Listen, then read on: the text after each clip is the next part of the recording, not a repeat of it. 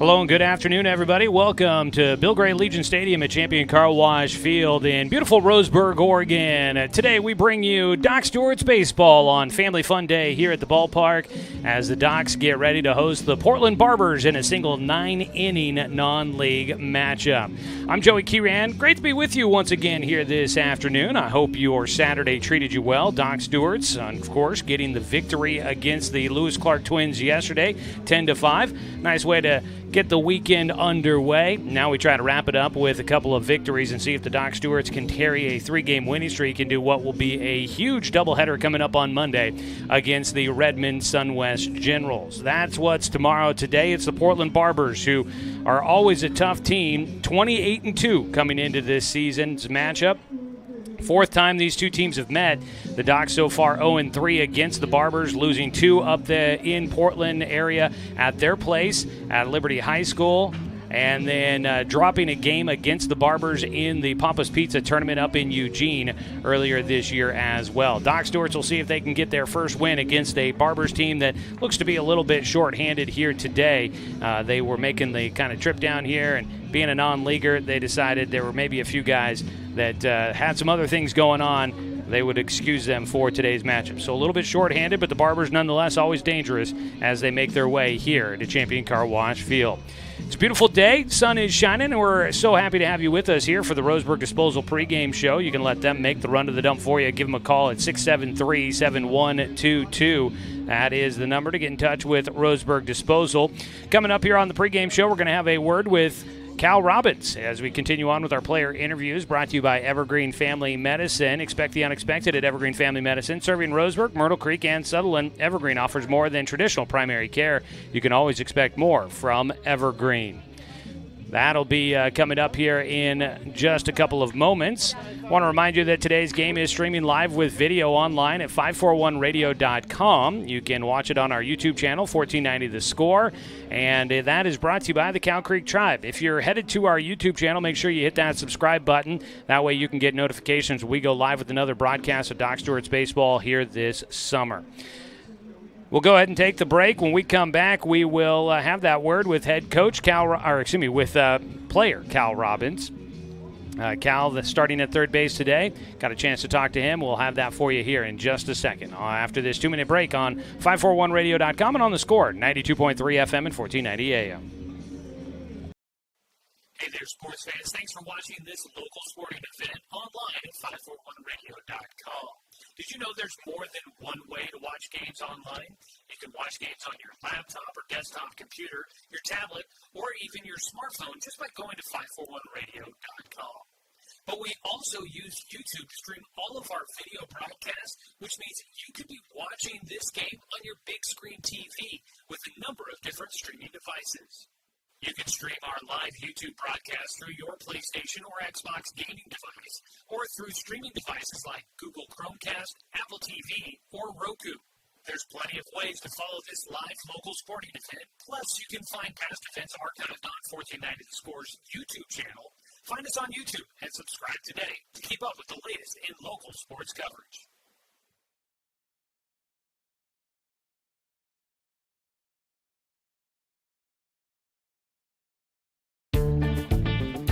For over 100 years, Douglas County Farmers Co-op has been serving the needs of farmers, ranchers, and homeowners throughout Southern Oregon. Here, everyone is welcome.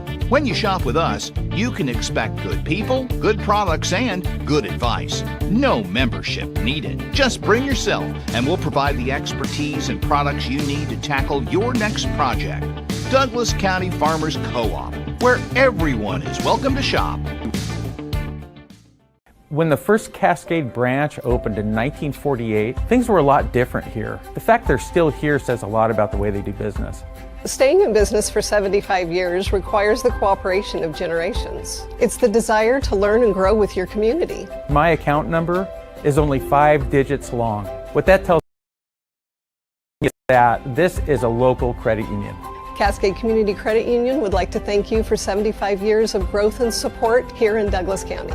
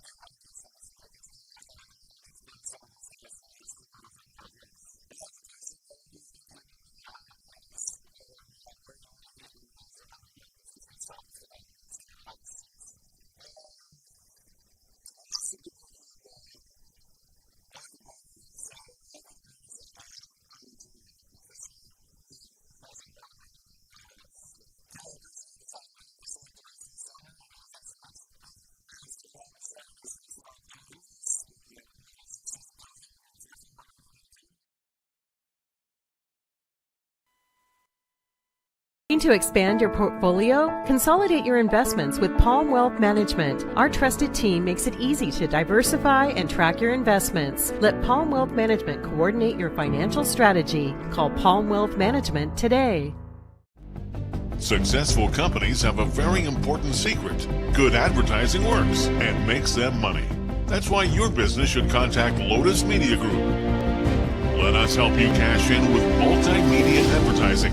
Multiple touches from Douglas County's only Google certified partner and most effective advertising platform. Web, broadcast, print. Make it happen. LotusMediaGroupLLC.com.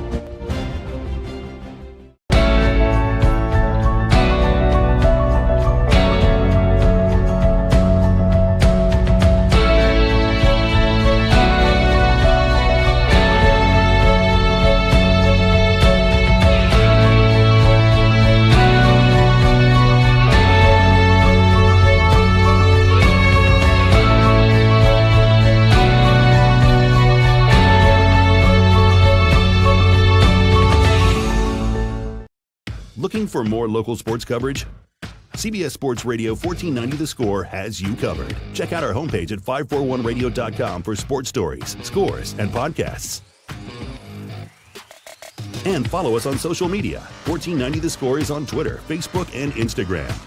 And take the station with you wherever you go with the 541 Radio app. Download the app in your smartphone's app store and get access to a live stream of the station, sports stories, podcasts, and easy messaging with the station and others. When it comes to finances, it can be hard to know what's in your best interest. Experience the strength of advice at Palm Wealth Management. From education and estate planning to retirement and the unexpected, we can help. Call Palm Wealth Management. UCC, it's just a day to get out and have some fun on a Sunday. As the Portland Barbers visit the Doc Stewart today, it's a single 9-inning contest. Welcome you back, everybody, here to Bill Gray at Legion Stadium at Champion Car Wash Field. Doc Stewart's getting ready to take on the Portland Barbers as the coaches are at home plate, getting the starting lineups exchange, going over the ground rules here at the ballpark. Doc Stewart's coming in at 15-15 on the season. They've won their last two, and that includes a 10-5 win here at home yesterday against the Lewis Clark Twins. They finished out a 4-game series against the Grants Pass Nuggets with a 5-1 win back on Friday night in Grants Pass, and so they've won back-to-back games, looking to try and make it 3 straight. For the Portland Barbers, they've won 4 straight, and they have only lost twice so far this season.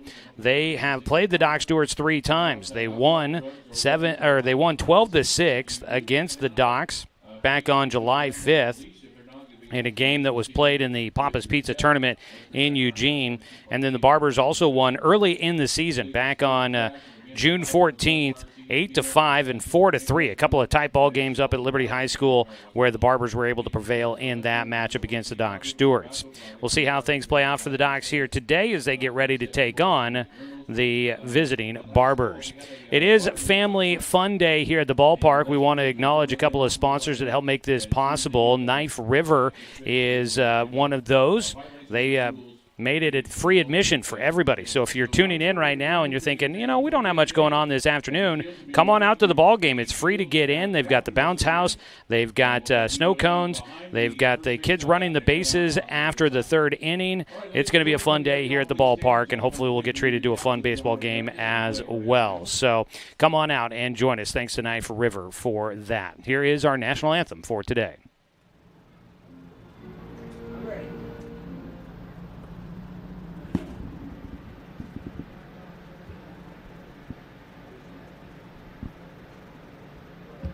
Oh, say, can you see by the dawn's early light what so proudly we hailed at the twilight's last gleaming, whose broad stripes and bright stars through the perilous fight o'er the ramparts we watched were so gallantly streaming, and the rocket's red glare, the bombs bursting in air, gave proof through the night that our flag was still there.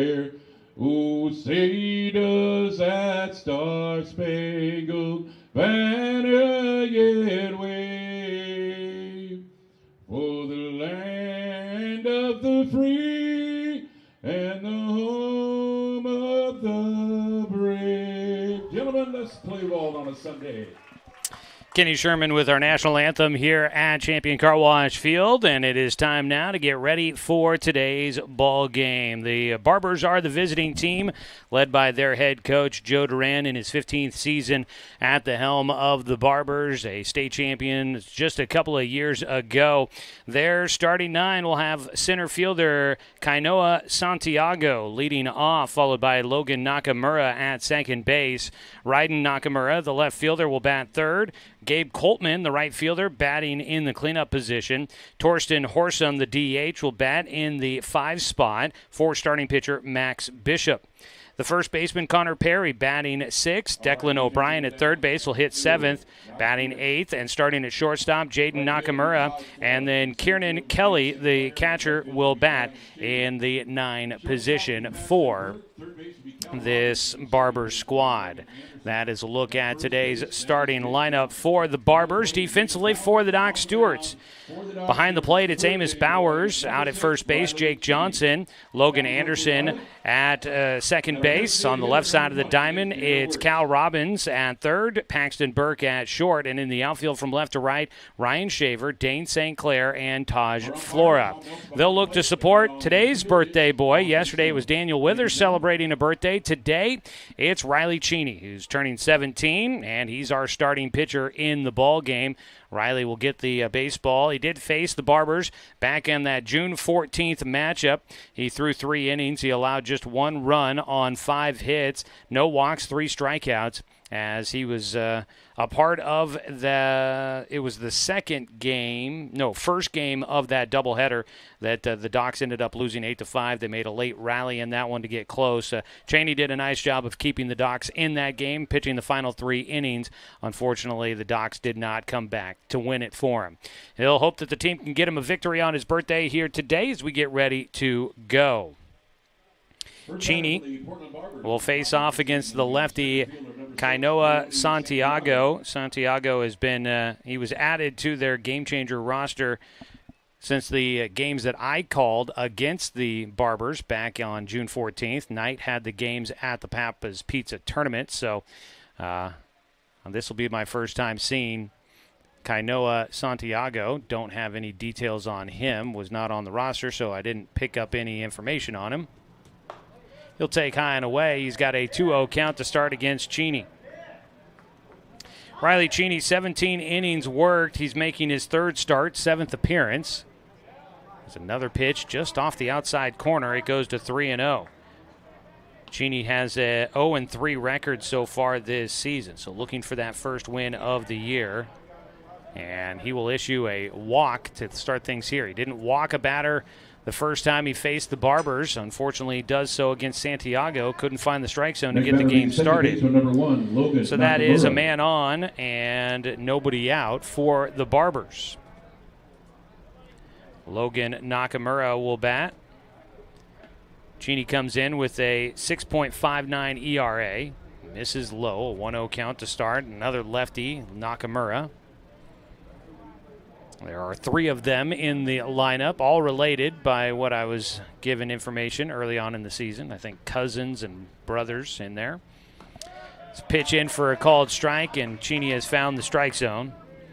On the season, Riley has 17 strikeouts. He's now walked 5 batters after that leadoff walk to start things here. He'll miss low, a 2-1 count. We got the center field camera out there, and we've had talks about what to do here, but it does get affected by the wind, so apologize for the little bouncy conditions out there. If you want to get bouncy, come on out to the ballpark. They got the bounce house going over in the hitting facility here today. And a big thanks to the YMCA of Douglas County for supporting that. They provided the bounce house and have some folks down there running for that for us today here on Family Fun Day. Free admission thanks to the Knife River and the bounce house, thanks to the YMCA. Snow cones thanks to UCC. Going to be a fun day at the ballpark. Outside on the 2-1 pitch to Logan Nakamura, and Cheney Trying to dial it in here. So far, it has been a bit of a struggle to find the strike zone. He's got a 3-1 count against the 2-hitter. Already 1 walk in the game. Santiago at first. And he'll head to second after another walk for Riley.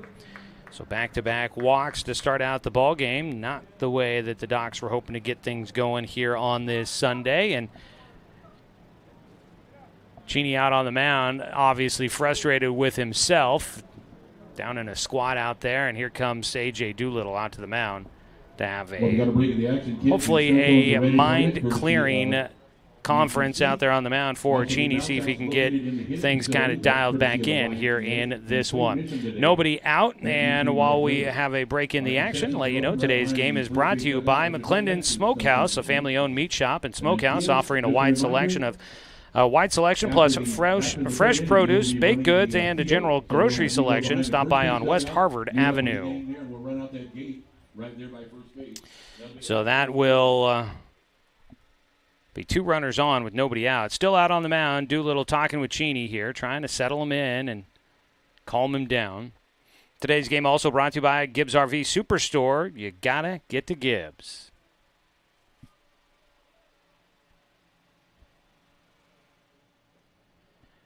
So nobody out, 2 on, and up to bat is Raiden Nakamura.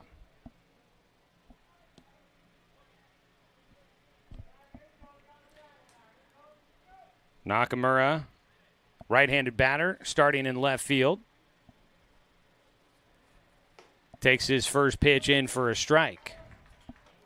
So there we go. Cheney trying to find that strike zone more consistently here. Does so on the first pitch. The 0-1 showing a bunt now for the 3-hitter. Lays it down, third base side, charging in. Cal tossed to first, gets away. The second baseman, Anderson, trying to cover. The throw goes down the right field line. 1 run will score. And Doc Stewart's will trail 1-0 as the Barbers take the early lead. Throw from Cal coming in on that bunt. And his throw kind of was behind the runner. Anderson trying to cover. He had just no chance to try and even come off the bag to knock that ball down. It gets by. That allows Santiago to score. 1-0 Barbers in front.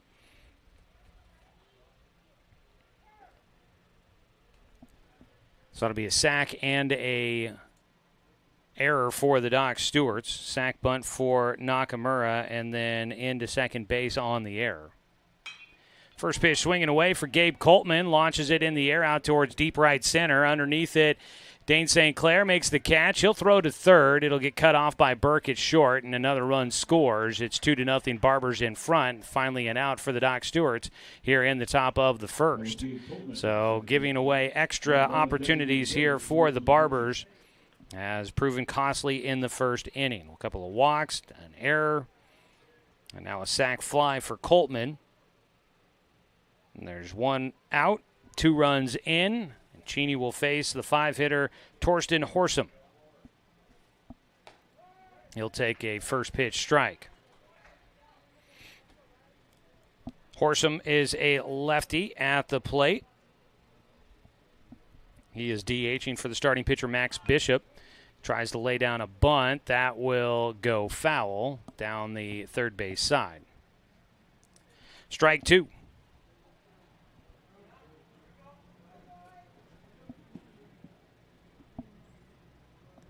2 strikes with 1 out against the 5-hitter. Torsten Horsum out of LaSalle High School, senior this year, committed to Lane Community College. He's got the 0-2 count. Cheney misses inside. Not a bad pitch there for him. Keep that hitter's focus. Changing as exactly where that pitch will come. Here comes the 1-2 from Cheney. Ball is fouled back, stays a 1-2 count. 2-0 Barbers in front here early on in the matchup. Still just the first inning and still just 1 out in this first inning. Nobody on at first or second. Only runner on base is Ryden Nakamura at third. 1-2 pitch, low and inside. Bowers will get to it quickly behind the plate. Nakamura holds at third base. 2-2 count. Top of the first inning. Great to see folks coming on out to the ballpark. Everybody enjoying the shade back behind home on what is a hot one today here in the Umpqua Basin once again. Cheney on the 2-2 pitch. Swing and a miss. That's a much-needed strikeout there. Confidence builder for Cheney. Gets the strikeout. His first in the ballgame, 2 away. Connor Perry will bat, and Riley trying to get the Docs through this first inning. See if he can help his team keep this a 2-0 deficit and see if he can help keep the Docs in this one early. It's a 9-inning ball game for us here today, so yes, it's a 2-0 deficit, but there's a lot of baseball left to be played in this one. First pitch fouled back for strike 1 by Perry, the first baseman. And he gets plunked right in the side. Pitch gets away from Cheney, and that'll hit Perry right in the rib cage, it looked like. Kind of grimaces a little bit, heads on down to first. Runners on the corners now for the Barbers with 2 down, and Declan O'Brien, the third baseman. O'Brien with runners on the corners. Gets one right down the middle for a strike to start off his at-bat. Declan O'Brien out of LaSalle as well. He'll be a senior this next year. So 1 pitch is taken high, 1-1 count. Barbers are hosting the state tournament this year, so they're really kind of focused on what the postseason is going to be bringing for them as the host team. Ball off the hands, rolled towards second base. Logan Anderson collects and fires to Jake Johnson at first to finish things off here in the first inning. 7 hitters come to the plate for the Barbers. They get 2 runs on no hits. There was 1 Doc Stewart's error, and you had 2 runners left on base for the Barbers. It's 2-0 as we go to the bottom of the first inning. We'll take a 1-minute timeout, come back with the Doc Stewart's lineup when we return on 541radio.com and on the Score, 92.3 FM and 14. Hey there, sports fans. Thanks for watching this local sporting event online at 541radio.com. Did you know there's more than one way to watch games online? You can watch games on your laptop or desktop computer, your tablet, or even your smartphone just by going to 541radio.com. But we also use YouTube to stream all of our video broadcasts, which means you could be watching this game on your big screen TV with a number of different streaming devices. You can stream our live YouTube broadcast through your PlayStation or Xbox gaming device, or through streaming devices like Google Chromecast, Apple TV, or Roku. There's plenty of ways to follow this live local sporting event. Plus, you can find past events archived on 1490 The Score's YouTube channel. Find us on YouTube and subscribe today to keep up with the latest in local sports coverage.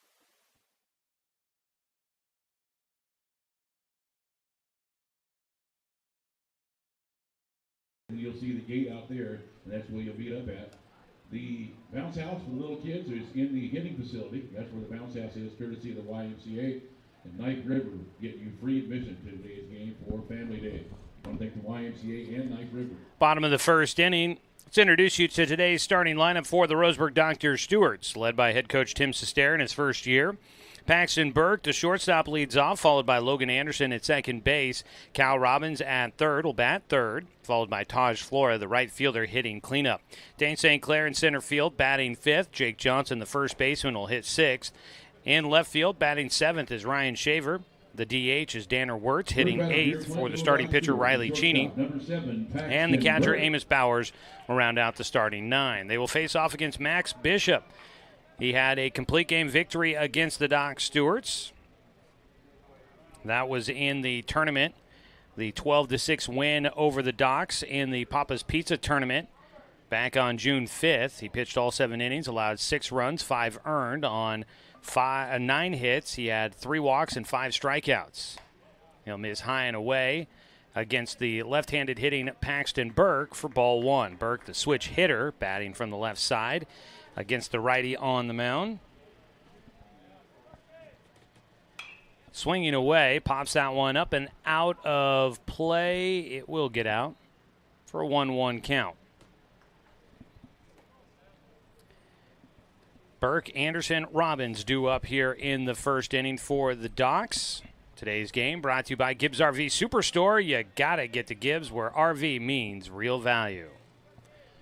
The 1-1. Again, popped up and out of play over the third base side. Strike 2 against Burke.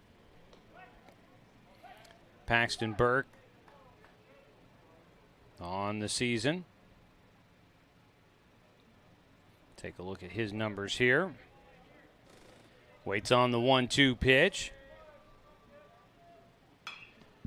Flies one right side or left side into the bullpen, chasing and running out of room. Third baseman Declan O'Brien unable to get there. It'll stay a 1-2 count for Paxton Burke. Batting numbers on the summer for Burke, hitting .333. Third best average on the team for the Doc Stewarts. Stands in. Leadoff man, his on-base percentage, .408. He's been a good table setter, getting on base and eventually coming around to score. He'll chop one. Back to the mound, first base side. Underhand flip. Will get to the bag just in time. Bishop gets it to Perry. And that'll be the first out here in the first inning for the Barbers. Burke grounds out on the infield. Logan Anderson, the second baseman, will get his chance. First of the day.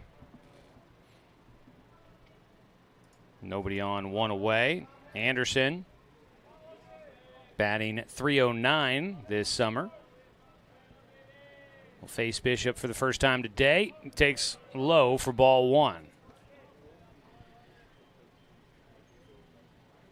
Defensively, Kieran Kelly, the battery mate, back behind the plate for the Barbers. Kelly out of LaSalle as well. A lot of LaSalle guys in the lineup today. Line drive will get caught at short by Jaden Nakamura. Didn't have enough oomph behind that one. Off the bat for Anderson. Goes to the shortstop. Pretty easily played there for Nakamura. 2 down. Brings up Cal Robbins. Cal hitting .293. Make that third most hits on the summer for the Docs with 27. He's got 2 away with nobody on base. Takes low for ball one. Cal has 27 hits, leading the team this summer. Paxton Burke with 30. Taj Flora, who waits on deck, second with 29. 1-0 delivery. Ground ball left side at the hole. Caught the throw across the diamond, offline and late. Nice play by Jaden Nakamura at short to keep that ball in and make a play on it, but Cal Robbins will race down the line and beat out the throw for an infield single. Docs have their first hit of the game. Comes with 2 outs here in the bottom of the first. They trail 2-0. But the first hit of the game always brought to you by MSK True Value. Make sure that your summer projects are a hit with a stop by the MSK family of stores in Myrtle Creek and Tri-City. Taj Flora, he gets around on one. Line drive snagged out of the air by Nakamura once again. That ball had the oomph behind it, but Nakamura able to get there quickly. Good first step by the shortstop. Snags that one out of the air and robs away a good base hit from Taj Flora. So the Doc Stewarts will leave one man stranded on base here in the first inning. We go to the top of the second. It's 2-0. Barbers in front of the Roseburg Doc Stewarts on 541radio.com and on the Score, 92.3 FM and 1490 AM. That is presented by the fine folks. Johnson Lumber Company, a forward-thinking family company, has been operating in the Douglas County community for over 60 years. Founded by Don R. Johnson, the man who set the tone of commitment to these local communities by providing stable, long-term employment. D.R. Johnson Lumber Company understands the significance of investing in our youth because they are the foundation of our future. That's why they're a proud supporter of Roseburg Doc Stewarts. Come watch the Docs swing some lumber with D.R. Johnson Lumber Company. Go Docs! Brook Communications radio stations have joined forces with the News Review and Lotus Web Services, announcing the Lotus Media Group, a multimedia enterprise. Web, broadcast, print. Make it happen with LotusMediaGroupLLC.com. Financial security allows you the freedom to take stock of what's important and build lasting bonds. We share your goals. Trust Palm Wealth Management to consolidate your investments and generate income for those who need you most. Call Palm Wealth Management today.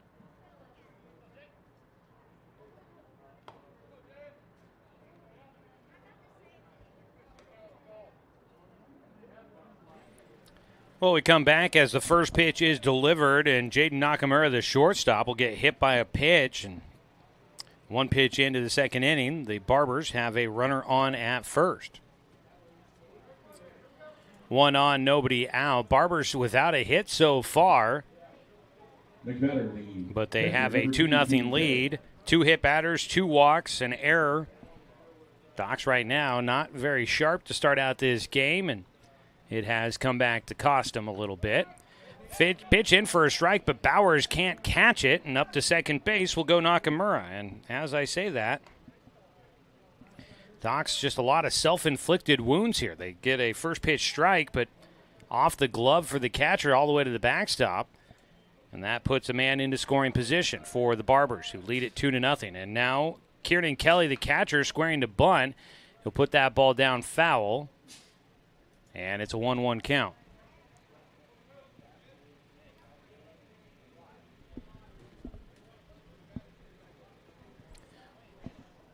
Or sorry, it's an 0-2 count, I should say. Kelly grounds one left side, and he's got the first hit for the Barbers. They're going to put the brakes on late for Nakamura. Throw down to second base. That is on time. Out at second base, Kieran Kelly, after his single, is caught trying to move up to second base, and he is tagged out. That'll be a base hit single through the left side, but he is out 2-4 out at second base, 1 away. Jaden Nakamura holds at third, so the Doc's able to get the first out after they give up the first hit. Barbers do get a man to third base, 1 away, top of the order. Santiago takes high and away for ball 1. Santiago walked his first time up. Came around to score. He'll get a hold of one and foul it down the first base side. He's got a 1-1 count.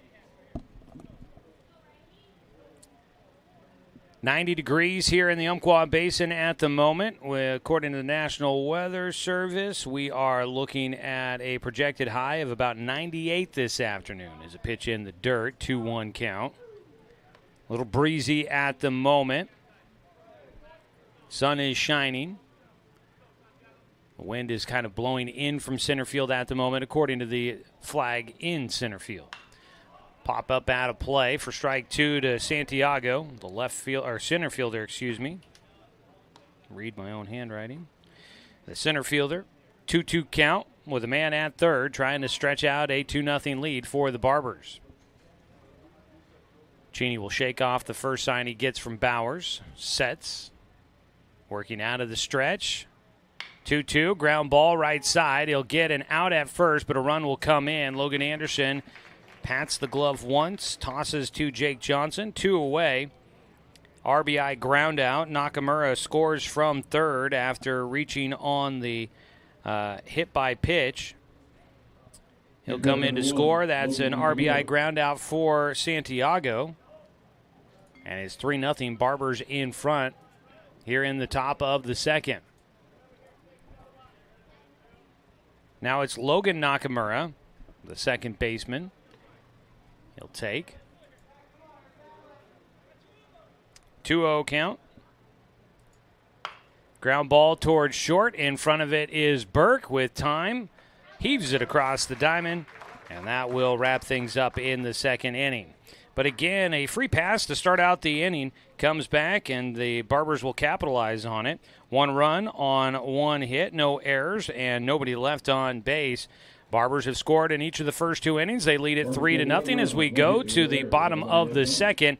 Doc Stewart's coming up to bat with the 5, 6, and 7 hitters on 541radio.com and on the Score, 92.3 FM and 1490 AM. Turn your home into your dream sanctuary with help from Douglas County Farmers Co-op. For over 100 years, we've carried everything you need to keep your garden and crops green and growing, including a large selection of soil mixes, composts, fertilizers, and other soil amendments. You'll also find stones, boulders, gravel, and more to add structure and diversity to your yard. Stop by or shop at DouglasCountyFarmersCoop.com.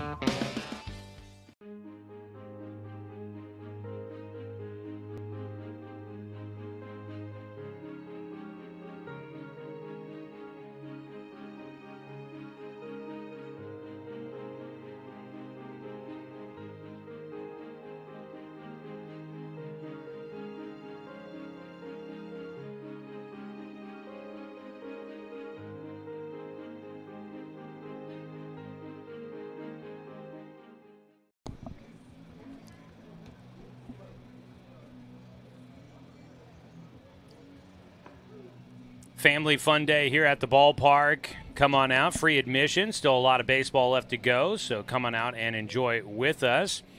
Seeing some of the kids walk by with some of the shaved ice that they are doing down there from the Umpqua Riverhawks. And boy, oh boy, those are healthy servings right there. Those are not small shaved ice. Those are big boys there. And so come on out. They've got that. They've got the bounce house in the hitting facility. And kids will get to run the bases here coming up after the third inning, so stay tuned for that. All right, Doc Stewart's in a 3-0 hole as we start the bottom of the second. Dane St. Clair will lead things off. He shows a bunt and will take a strike on the outside corner. Doc Stewart's trying to get some offense going. Dane coming in, batting .310 on the summer.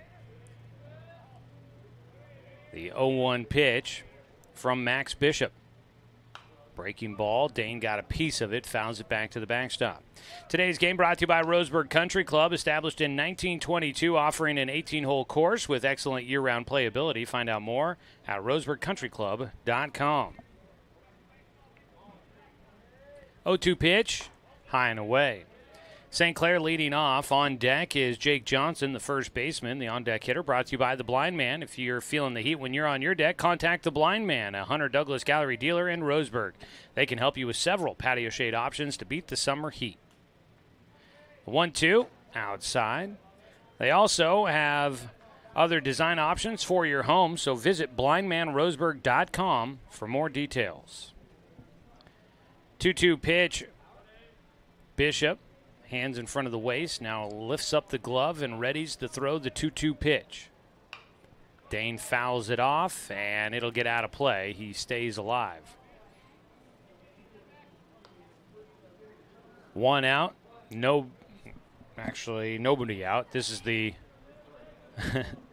start of the inning here. So it's a 2-2 count with nobody out, nobody on. And there is the first out, a strike on the inside corner to Dane St. Clair. Didn't agree with the call on the inside corner. Goes down looking. First strikeout in the game for Max Bishop. Next batter, first baseman, number 17, Bring up Jake Johnson, the first baseman. Jake is starting to get his bat going. Average up to 284 on the summer. 21 hits, a couple of doubles. Got 9 RBI. Bats with nobody on. First pitch on the outer half to the right-handed hitter. Strike 1.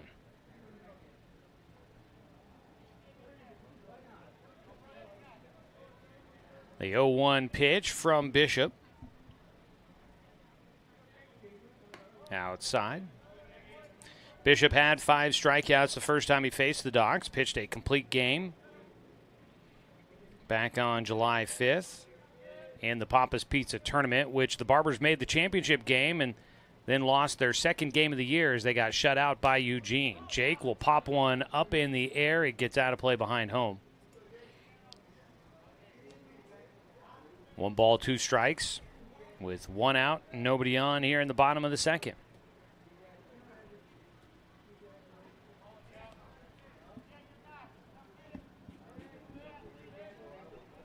Jake trying to get on base. Docs with just 1 hit so far in the game. Chops that one foul down the third base side. Stays a 1-2 count. Well, the Doc Stewart's in action today, a single 9-inning game. As we mentioned yesterday, they've not played really any 9-inning games this season.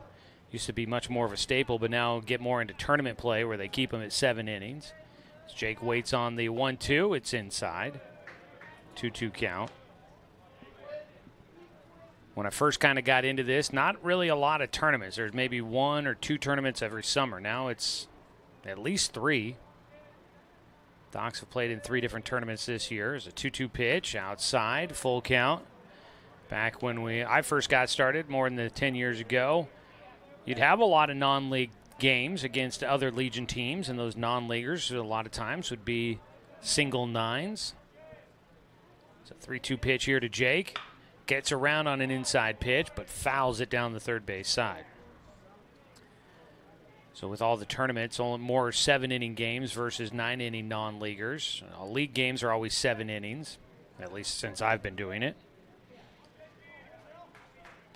Tournament games in the state tournament will be 7-inning as well. That is coming up in, let's see, about a week away from this next week is when the state tournament will get underway up at the University of Portland. 3-2 pitch. Jake takes another cut. This one in foul territory. Everybody chasing, but that ball ends up on top of the Barbers dugout. Hits off the newly installed netting, protecting fans in the grandstands down both the first and third base sides. And those stands back behind the dugouts. Those got installed this last week. Finally got the netting up there. A little bit of extra safety provided for the fans in the stands. Full count pitch once again to Jake Johnson. 1 out, nobody on. Max Bishop out of his windup. Fastball, strike 3 on the corner. Down looking, back-to-back strikeouts looking for Max Bishop. 2 away. Ryan Shaver will try to change the trend. Shaver, the left fielder, bats in the 7-hole.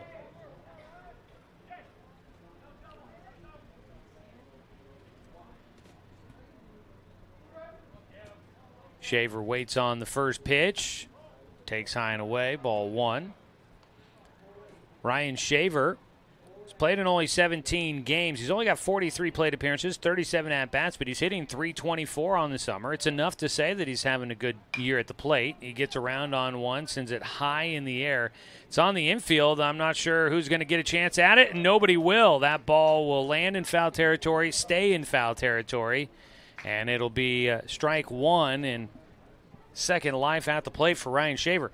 That ball was straight up in the air. The catcher looking up into the afternoon sun. I mean, that's just a brutal angle straight up into the bright sky for the catcher, Kieran Kelly. And third baseman, Declan O'Brien, who you would have liked to have helped, I think he lost it in the sun as well. Nobody could track that ball, and it lands about 8 feet away from the plate and stays in foul territory. Shaver again fouls one off up in the air back behind home. So Bishop is ahead. 1 ball, 2 strikes. Needs 1 more out to get through this second inning. Keep it a 3-0 lead for the Barbers. Another ball fouled away. Shaver's been right there, just hasn't been able to get on top of it and put a ball in play. 1 ball, 2 strikes with 2 down and nobody on. Bishop. Breaking ball, that's in the air. That's playable out to right field. Gabe Coltman, he's able to track it, has it in the glove for the final out.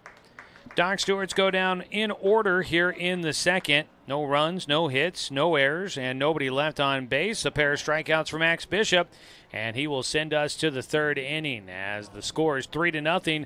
Barbers in front of the Doc Stewarts here on 541radio.com and on the Score, 92.3 FM and 1490 AM. To expand your portfolio? Consolidate your investments with Palm Wealth Management. Our trusted team makes it easy to diversify and track your investments. Let Palm Wealth Management coordinate your financial strategy. Call Palm Wealth Management today. Hundreds of years before county boundaries were drawn, the Cow Creek Umpqua tribe lived on southern Oregon lands. The Cow Creek were known then for their sense of community. They still are. Today, the success of their world-class casino resort and other Cow Creek businesses benefit our communities. The Cow Creek Foundation has given over $20 million to Southern Oregon charities.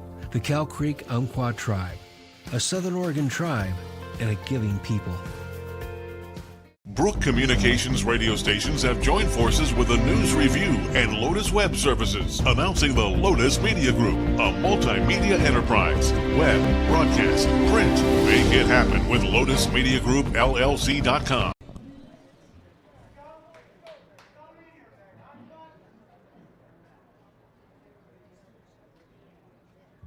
First batter for the Barbers. Top of the third inning. Doc Stewart's trailing 3-0 at the moment. Riley Cheney, first pitch, missing outside, ball one. As he will start off against the three-hitter, Raiden Nakamura. Laid down a sac bunt, reached on an error all the way out to second base. He was able to get on the infield bunt. He fouls away a pitch, 1-1 count. As we welcome you back here to Champion Car Wash Field, Joey Kieran with you. Kids will get to run the bases coming up here at the end of this third inning as Cheney misses high and inside. It is Family Fun Day at the ballpark. Good to see folks coming on out with all the kids in tow. 2-1 pitch outside. Seeing kids with faces dyed one color or another thanks to their snow cones they're getting down at the Umpqua Riverhawks trailer. Red mouths, blue mouths. Everybody's been enjoying the snow cones, it looks like. Ball fouled away by Nakamura. He's got a 3-2 pitch coming up here from Cheney. Gets around on it, but fouls it off again. Raiden Nakamura stays alive at the plate, playing in left field. Raiden Nakamura from Ridgeview High School, first-team All-State outfielder. 3-2 pitch, gets it in the air out towards right field. It is Taj Flora there for the squeeze. One out. First time today the Doc Stewarts will get the first batter out. Nice way to start things as Cheney trying to settle in, see if he can keep this game about where it's at, and then keep things under control, see if he can keep his team in this one and give them the opportunity to rally back against this Barber squad. First pitch swinging away, foul ball for Gabe Coltman. Coltman had a sac fly in the first inning, driving in one of the 2 runs that the Barbers were able to score. He chases some high heat for strike 2. Cheney will settle himself in on the third base side of the rubber. Breaking ball, ooh. Doc's fan behind the plate thought that was strike 3, I believe. There might be a connection to Riley. And I wish it had been as a base hit to left field. Coltman took what some thought was strike 3. Then on the next pitch, lifts one to left field, has the base hit, gets a man on with 1 away. So a man at first, second hit of the game for the Barbers. Man at first, 1 down. Torsten Horsum will bat. He struck out swinging in the first. Doc's looking for a ground ball out of him. Or a pop fly on the infield will work as well, battling the sun. Nobody can find it, and that ball will land just a couple of feet away from Cal Robbins, and everybody's safe. Cal, Paxton, neither one could locate that ball on the infield. They're staring at each other. Then they start to protect their heads. That ball, Cal was kind of about where he was at third base. Just normal position there at third. And it maybe landed 6-8 feet away from him. But he had no clue where it was. That'll be an infield single. So 2 on and 1 out. A ball poked first base side. Gets by the first base coach for the Barbers. Strike 1 to Connor Perry.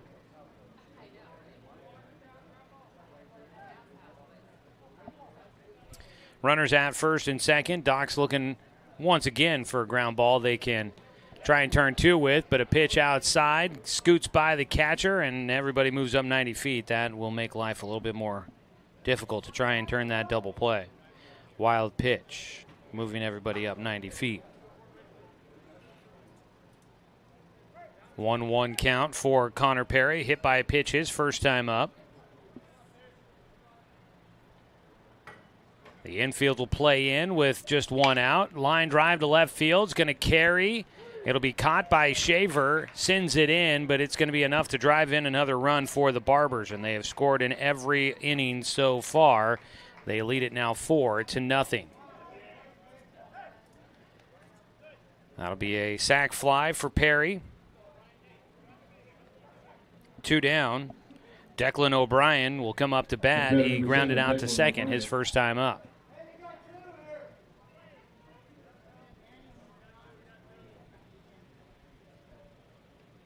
Cheney will deliver. Line drive out towards center field, gets down. St. Clair will have it. They're going to send the runner around. Scoring from second will be Horsam. And again, it's just an inning where things just can't go right for the Doc Stewarts. With 2 down, they can't get that final out. You had the infield fly that could have been the second out, lost in the sun. Wild pitch moving both runners up. That helped score on the sac fly. So, again, a tough frame here for Cheney. Hasn't been roughed up necessarily, but he just hasn't been able to get the outs efficiently as the ball fouled away. Strike 1 for Nakamura, Jaden Nakamura.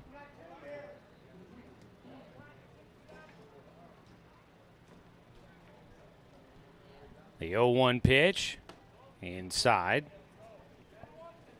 Today's ball game brought to you by Southern Septic Service. Nobody sticks their nose in Southern Septic Service's business. Get a free, no-obligation estimate today for all your septic, grease trap, and portable toilet needs. Ball popped straight up in the air. Who's going to find it this time? Logan Anderson comes charging in, and he will make the play. Worried he almost was going to overrun that one. He does make the catch for the final out to get the Docs through things here in the top of the third. Another couple of runs come in for the Barbers. They lead it 5-0. Visit SouthernSepticServiceInc.com for that free estimate if you need some services. We'll go to the bottom of the third inning. Doc Stewart's trail 5-0 here on 541radio.com and on the score 92.3 FM and 1490 AM.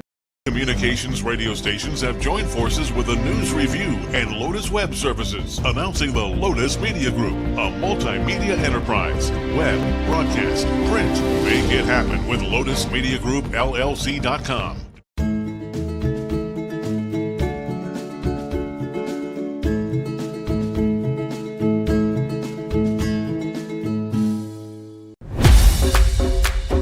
It wasn't until 1925 that the American Legion gave birth to its first youth program, and that was American Legion Baseball. And the emphasis was on citizenship and sportsmanship. Travel ball, a lot of the times you go and you play and it's kind of just more of an individual game. But in Legion Baseball, it's more of a team working towards a goal, and I really appreciate that. That you're playing for something more than just yourself. You're playing for all the past veterans who have served. You're playing for the people who are still serving in the military. And it's a huge honor to be part of this program.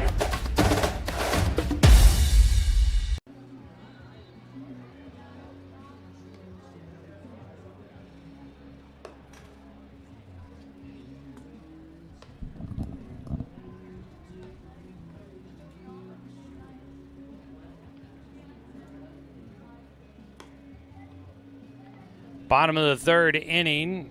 Today's ball game brought to you by Palm Wealth Management, a member of D.A. Davidson & Company, member SIPC. Max Bishop with a comfortable 5-0 lead to work with. So far, he's allowed just one hit, no runs, and he has the Barbers in a good spot at the moment. Docs need to get the bats going. Right now, it's been just putting the ball in play and seeing what happens for the Barbers. I wouldn't say they've necessarily been roughing up Riley Cheney on the mound, but walks early, a couple of hit batters, and then just not able to quite come up with the play needed in the field defensively for the Docs right now, whether it be the sun or a throwing error. Things have just been a little off for the Docs here today. Bishop will deliver against Danner Wirtz, his first at-bat. He swings away, and that ball will get fouled out of play for strike 1.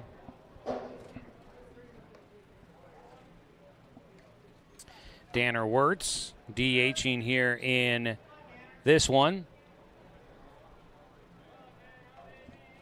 The 0-1 pitch taken for a strike. Wirtz hitting 182 on the summer. had a much better spring average-wise with the Roseburg Indians. The 0-2 pitch, swing and a miss, and Wirtz can't quite get there. Third strikeout in the game for Max Bishop. First out here in the third inning for the Docs. One away and up to bat Amos Bowers. That is now 5 consecutive retired by Bishop. He gave up a base hit single for Cal Robbins in the first. That's the only man to get on base for the Docs so far. Bowers will show a bunt and takes a strike. Be an 0-1 count. Bowers batting in the 9 spot. The 0-1 pitch. Strike 2 called on the outside corner.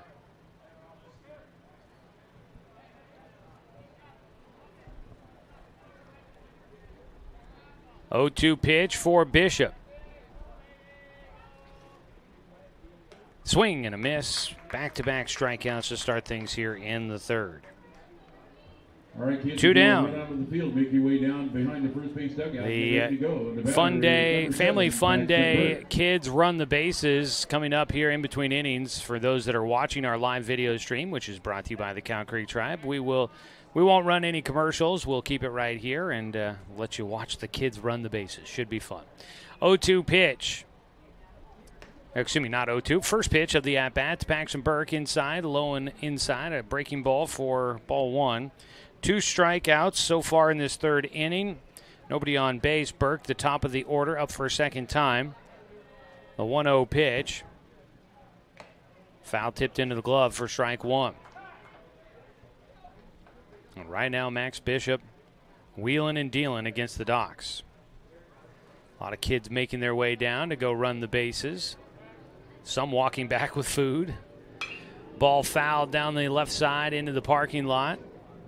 1-2 count now for Burke.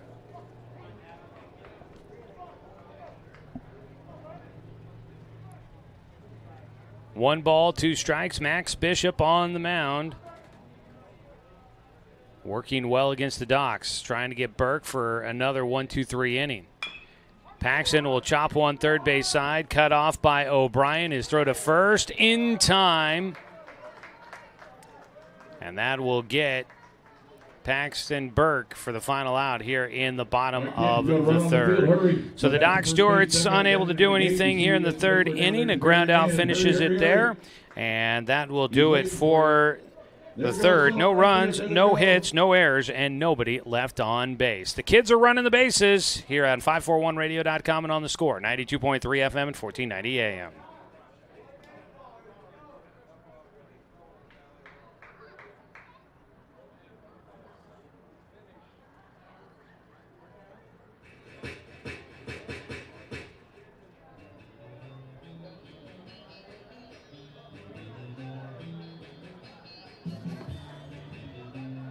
Future softball and Doc Stewart's players. I think we thought we'd play a little center forward before the weather run.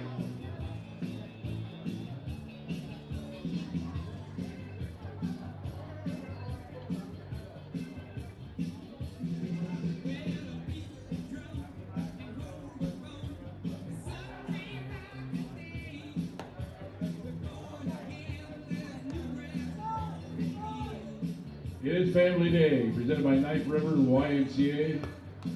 Thank you, folks. Got snow cones still flowing. And we got some food over there in the concession area. And the 7th inning stretch coming up.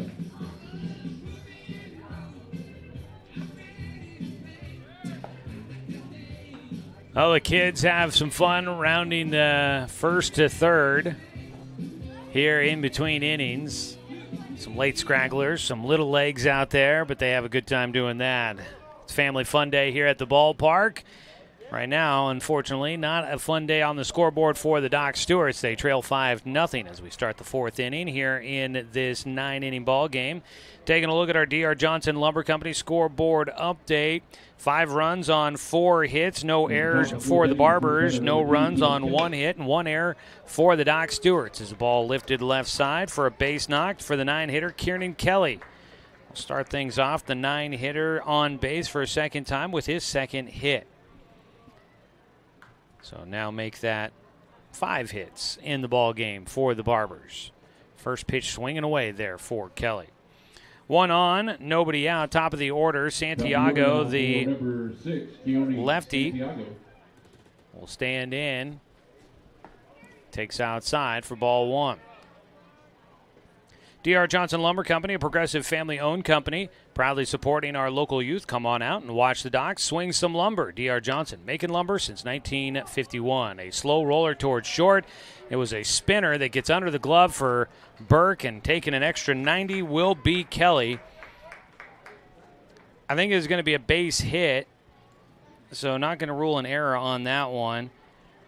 It just took a little while to get to Burke. He had to backhand it. It had some weird, funky spin on it off the end of the bat for Santiago, and I don't know if Burke was going to have a chance to make a play on anybody. And as that ball gets underneath his glove, that allows Kieran Kelly, who reached on a single, to then move all the way up to third. So runners on the corners, nobody out. First pitch fouled away for strike 1 against Logan Nakamura, who is 0 for 1 in the game, a walk and a ground out. This Barbers team has been unrelenting so far. They've scored in every inning.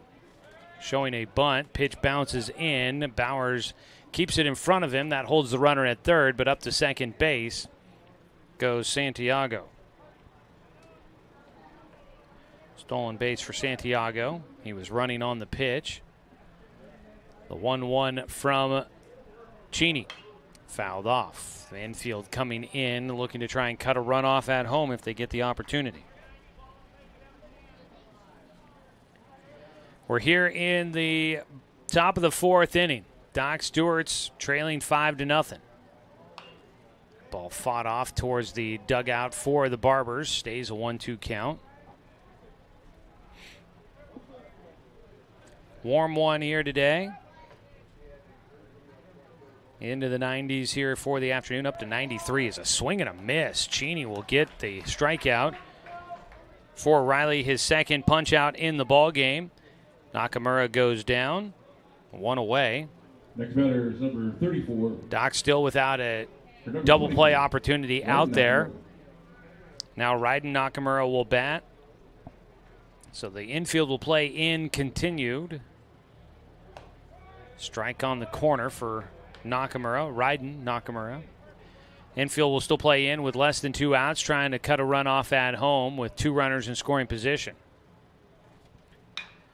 Lifted high in the air to left field. Might be good enough for a sac fly or more. This one drifting into, that's a fair ball. Overran it in left field. Shaver, he will collect it and send it in, and you've got runners at second and third with another run in for the Barbers.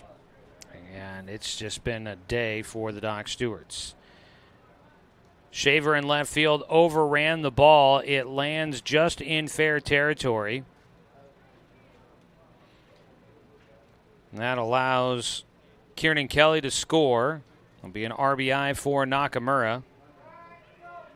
And keep remembering that there are 3 of them in the starting lineup. So that was Ryden Nakamura with an RBI double out to left field. And it's 6-0 Barbers in front. Line drive to left field is going to add another one here out to Shaver. It'll actually add 2 runs, a 2-run single for Gabe Coltman. He picks up his second and third RBIs of the game. And the Barbers have broken this one open. They are on front 8-0. Unfortunately, that might be the end of it here for Riley Cheney on his birthday. It has not been a pleasant birthday present. He's going to give up the baseball as he will walk off to the dugout. Tough one for him here today. Definitely did not get a lot of help behind him, and he's going to suffer giving up 8 runs. He will come out of the ball game, and the Doc Stewarts go to the bullpen. It'll be, I believe that is Caden Rygard who will take over on the bump. We'll get all the details when we come back after this 1-minute timeout on 541radio.com and on the Score, 92.3 FM and 1490 AM. Hey there, sports fans. Thanks for watching this local sporting event online at 541radio.com. Did you know there's more than one way to watch games online? You can watch games on your laptop or desktop computer, your tablet, or even your smartphone just by going to 541radio.com. But we also use YouTube to stream all of our video broadcasts, which means you could be watching this game on your big screen TV with a number of different streaming devices. You can stream our live YouTube broadcast through your PlayStation or Xbox gaming device, or through streaming devices like Google Chromecast, Apple TV, or Roku. There's plenty of ways to follow this live local sporting event. Plus, you can find past events archived on 1490 The Score's YouTube channel. Find us on YouTube and subscribe today to keep up with the latest in local sports coverage.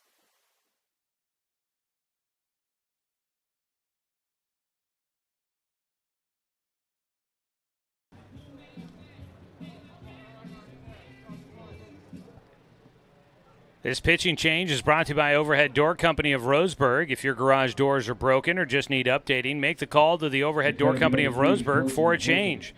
They also provide full-service repairs. Visit overheaddoor.com. It'll be Caden Reigard that takes over on the mound here on this hot one this afternoon. Temperatures in the low 90s now. Reigard's first pitch misses low and inside. Ball one against Torsten Horsum, the 5-hitter in the lineup. He is 1 for 2 today. Had a pop fly on the infield that got lost in the sun. He fouls off a pitch, 1-1 count. Caden Reigard takes over. He is making his 7th appearance this season. The 1-1 pitch, breaking ball high, goes in and out of the gloves for Bowers, and up to second base will go the runner. Coltman gets to second base on the pass ball. And again, it's just been a day where the Docs just can't seem to quite come up with some of the routine plays that they've been doing well with. Not sure what's going on today. 2-1 delivery, swung on and missed. Reigard will get a strike against Horsum, who did strike out in the first inning.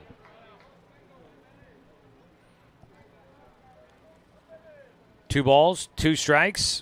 High and away. Count goes full.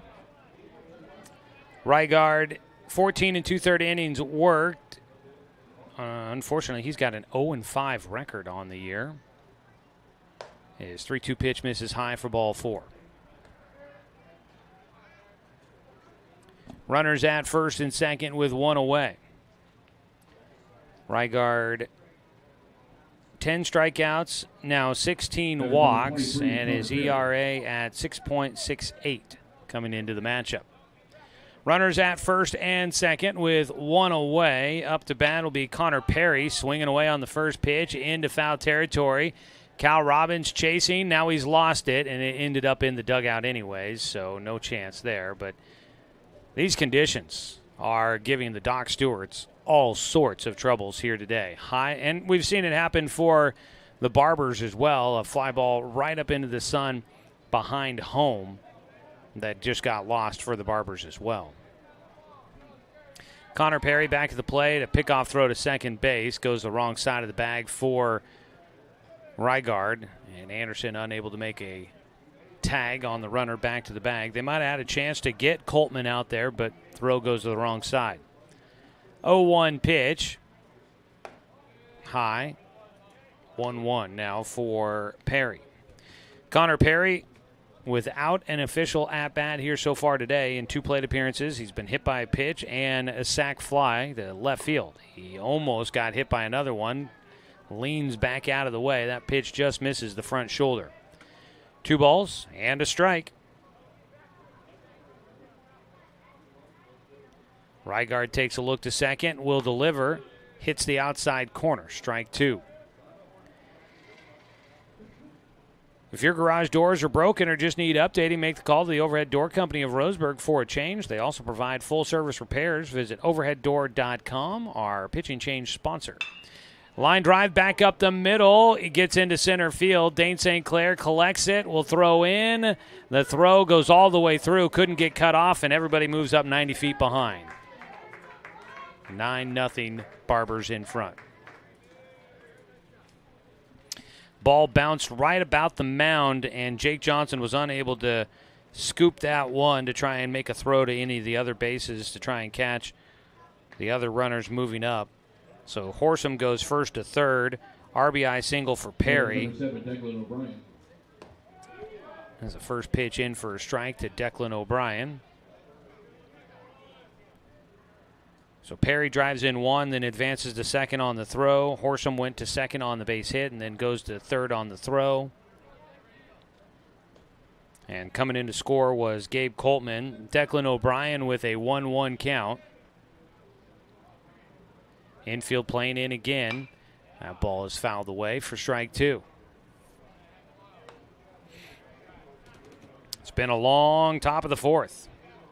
Eighth batter up to bat for the Barbers. A 1-2 count. They lead it 9-0 here in this fourth inning. Another ball on the hands fouled away by O'Brien. O'Brien has an RBI single in the third inning. He bats here in the fourth for a third time. 1 for 2 so far.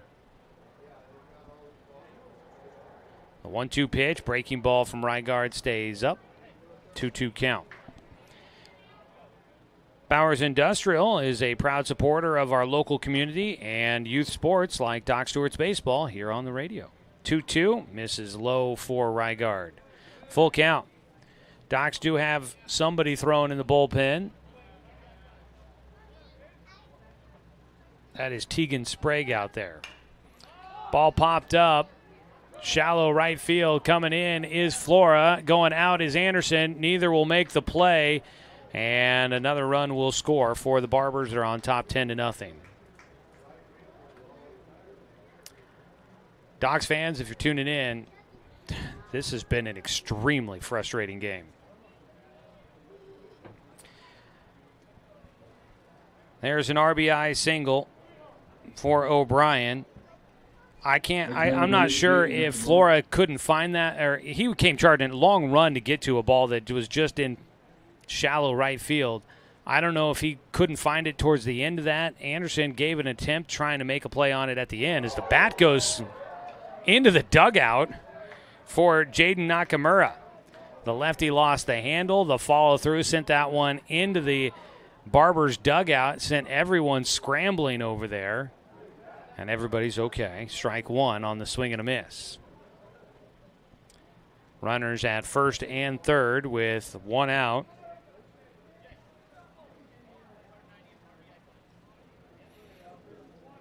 At first is O'Brien. Perry all the way up to third.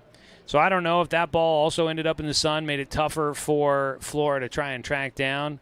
It was also just in shallow right field, so a long run, tough ball to get to. Tough angle for Logan Anderson to try and make a play on for the second baseman. Just one of those balls, again, that's tough to play sometimes, but it's just been balls so close to being outs, and the Docs have just not been able to come through. 0-2 pitch. Line drive, and there's another one coming in. Out to right center. St. Clair will get it. Sends it back in. First to third for O'Brien. RBI single for Jaden Nakamura. And coming in to score Connor Perry. And that is 9 batters up for the Barbers here in the fourth. And they will send another guy up for a 10th batter here in this fourth inning. And it is 11-0. 6 runs total have come in here in the fourth. First pitch, strike one. It is Kieran Kelly who led off the inning with a single, and he gets hit by the pitch, but it's going to be called a foul ball off the end of the bat, just off the nub underneath the hands. So that'll be an 0-2 count. We've got a time called. I think Amos Bowers might have gotten clipped by that foul ball. So 0-2 count here for Kelly. Here in this frame, 1, 2, 3, 4, 5, 6, 7 hits total in this one. That's 11 hits total in the ball game for the Barbers. Doc Stewart's, meanwhile, have a single by Cal Robbins in the first for their lone hit in the game. 0-2 count to Kelly with one out and runners on the corners. He grounds it towards short. Burke gets it to Anderson. Back to Johnson. Nope, the throw is high. A run will score, and it goes into the dugout. And today is going to be one of those days. That'll be the second error in the ballgame for the Doc Stewarts. So Kieran Kelly gets on a fielder's choice, and then he moves to second on the overthrow. Out at second base was Jaden Nakamura. Santiago, the batter. Coming in to score was Declan O'Brien. It's 12-0. Check swing, pitch low. That's ball one. Tailor-made ground ball there for a double play opportunity, but the relay throw to first just off the mark for Logan Anderson.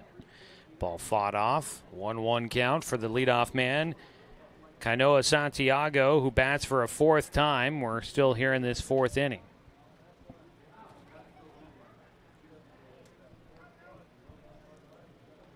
The 1-1 pitch. Outside, 2 balls and a strike. Today is Major League Draft Day.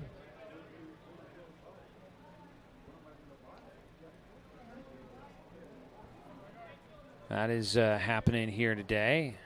Don't know when it gets started, as a line drive to center field is going to get down. St. Clair will get to it. They're going to send the runner to the plate. It is cut off by Robbins, but run comes in to score. There's nobody covering first. So back to the bag will go Santiago. He's got his second RBI of the day, and things continue here in the fourth inning. 12th hit in the game, 13th run. Still 2 outs. Scoring from second was Kelly. Swinging away, first pitch, a roller towards short. They go the short way to second base to finally get out of things here in the fourth inning. Logan Nakamura grounds into that fielder's choice to finish off the frame. 12 hitters to the plate here in the top of the fourth inning, and the Barbers stretch it out to a 13-0 lead. We'll be back after this 1-minute timeout on 541radio.com and on the Score, 92.3 FM and 1490 AM. Johnson Lumber Company, a forward-thinking family company, has been operating in the Douglas County community for over 60 years. Founded by Don R. Johnson, the man who set the tone of commitment to these local communities by providing stable, long-term employment. D.R. Johnson Lumber Company understands the significance of investing in our youth because they are the foundation of our future. That's why they're a proud supporter of Roseburg Doc Stewart's. Come watch the Docs swing some lumber with D.R. Johnson Lumber Company. Go Docs! Brook Communications radio stations have joined forces with the News Review and Lotus Web Services, announcing the Lotus Media Group, a multimedia enterprise. Web, broadcast, print. Make it happen with LotusMediaGroupLLC.com. Financial security allows you the freedom to take stock of what's important and build lasting bonds. We share your goals. Trust Palm Wealth Management to consolidate your investments and generate income for those who need you most. Call Palm Wealth Management today.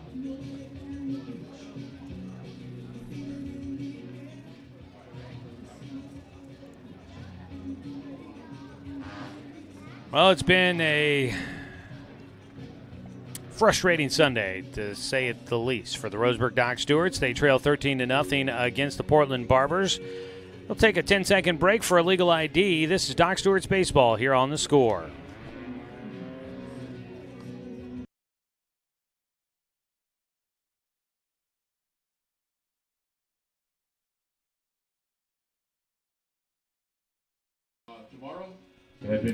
Doc Stewart's, hopefully, we'll see what happens. Scheduled to be a 9-inning game. I don't know if they cut it short for a mercy rule. If we get after, I would imagine it'd be after 7 innings if that's the case. But hopefully they can get this out of their system here. Tomorrow is a huge doubleheader for the Docs as they welcome in the Redmond Generals tomorrow for an Area 4 doubleheader. And the Doc Stewart's right in the race for a spot in the postseason, but they've got to take care of their business. They are in a good spot, but they've got to handle their business to get there.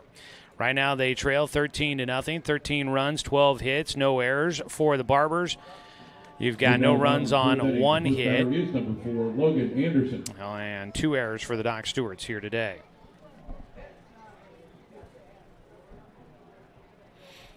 Docs will lead things off with Logan Anderson. Will take for ball 1. Anderson lined out to the shortstop, his first time up, back in the first inning. Bats for a second time here in the 4th. A 1-0 delivery. Pops up, right side. Calling for it is Logan Nakamura, the second baseman, and he comes in to make the play. 1 away. So Major League Baseball draft rounds 1 through 3 getting started at 3 o'clock this afternoon. You can find it on Major League Baseball Network, ESPN, MLB.com.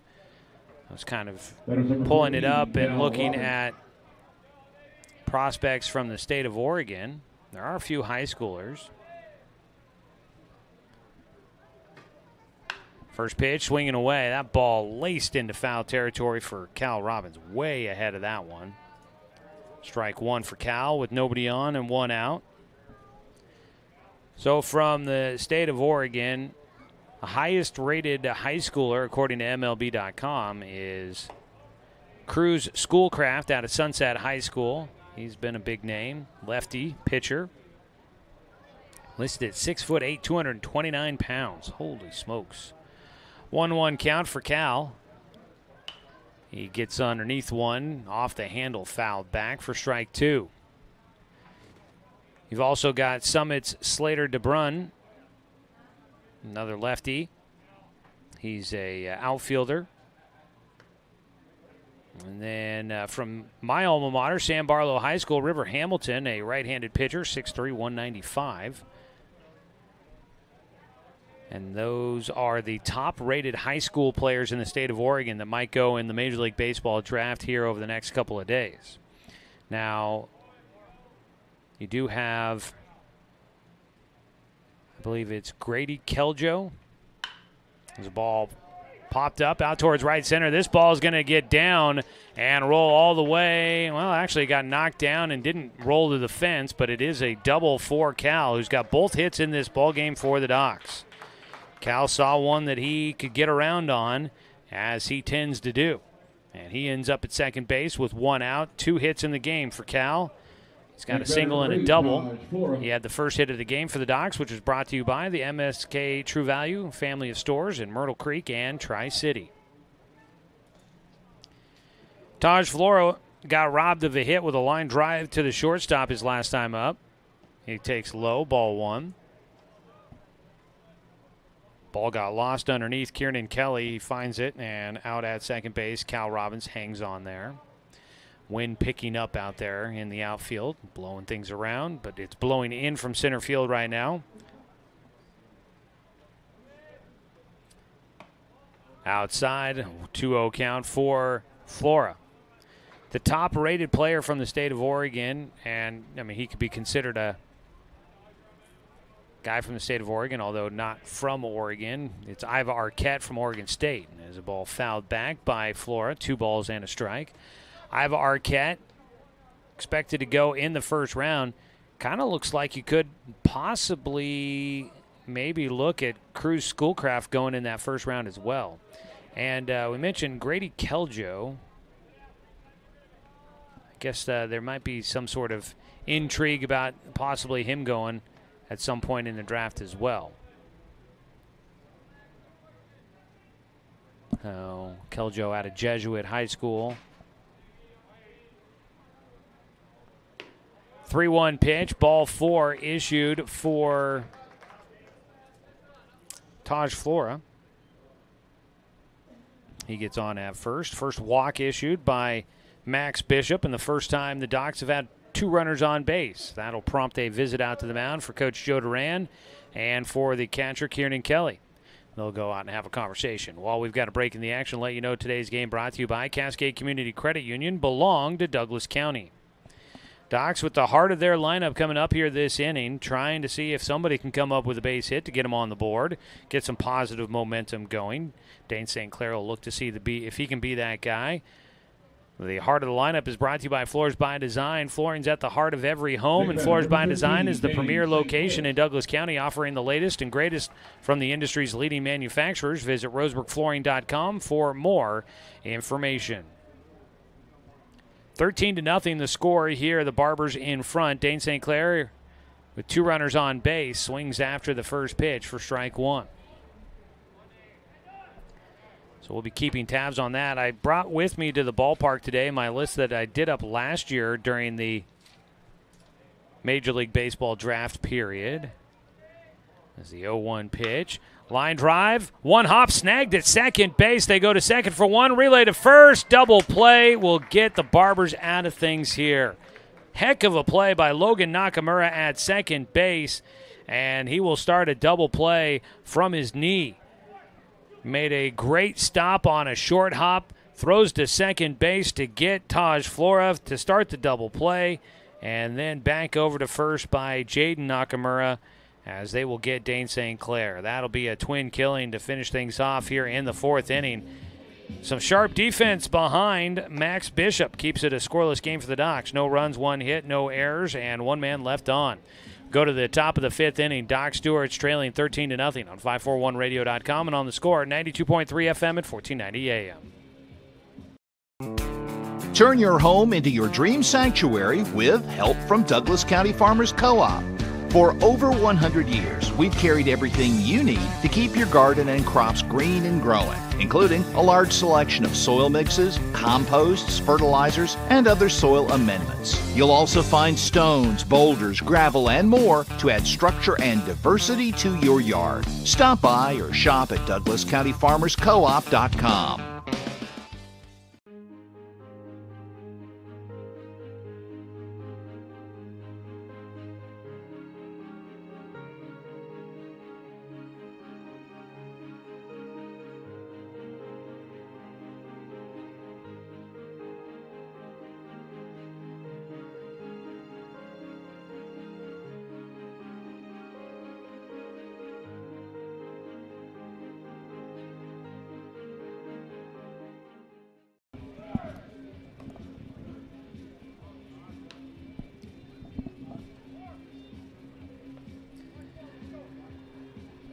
Doc Stewart's will make a pitching change here as we get ready for the top of the 5th inning. 13-0. Barbers in front of the Doc Stewarts, and taking over on the mound is Tegan Sprague, who will throw. New pitcher for the Docs, Tegan Sprague. Sprague will take over for Caden Rygard. Faces Ryden Nakamura. We'll take inside for ball 1 as we get things started in the 5th inning. So Tegan Sprague on the bump. His 1-0 pitch low, 2-0 count for Ryden Nakamura, who is 1 for 3 today with an RBI double his last time up.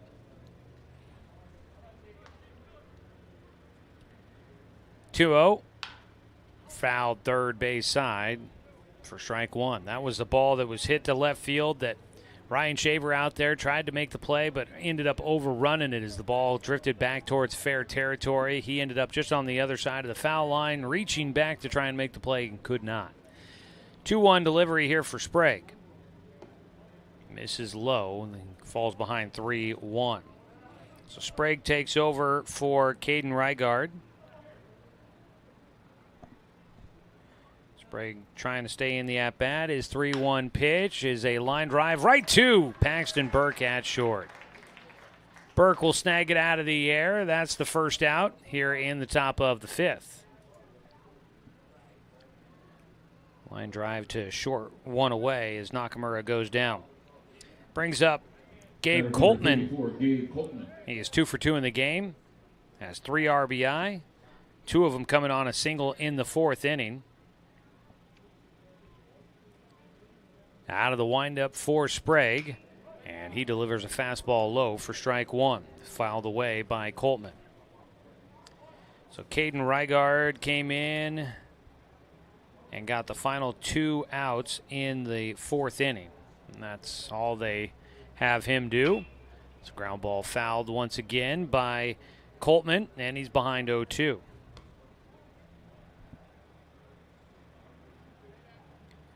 One, two, three. Rygaard gave up 4 hits in his 2/3 of an inning. 0-2 pitch from Sprague. On the hands, inside, fouled off by Coltman. Defending the strike zone. Got enough of that one to stay in the box.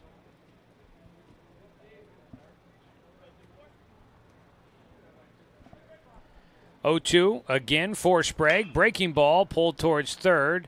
It'll be foul just on the other side of the bag down the line as battle continues.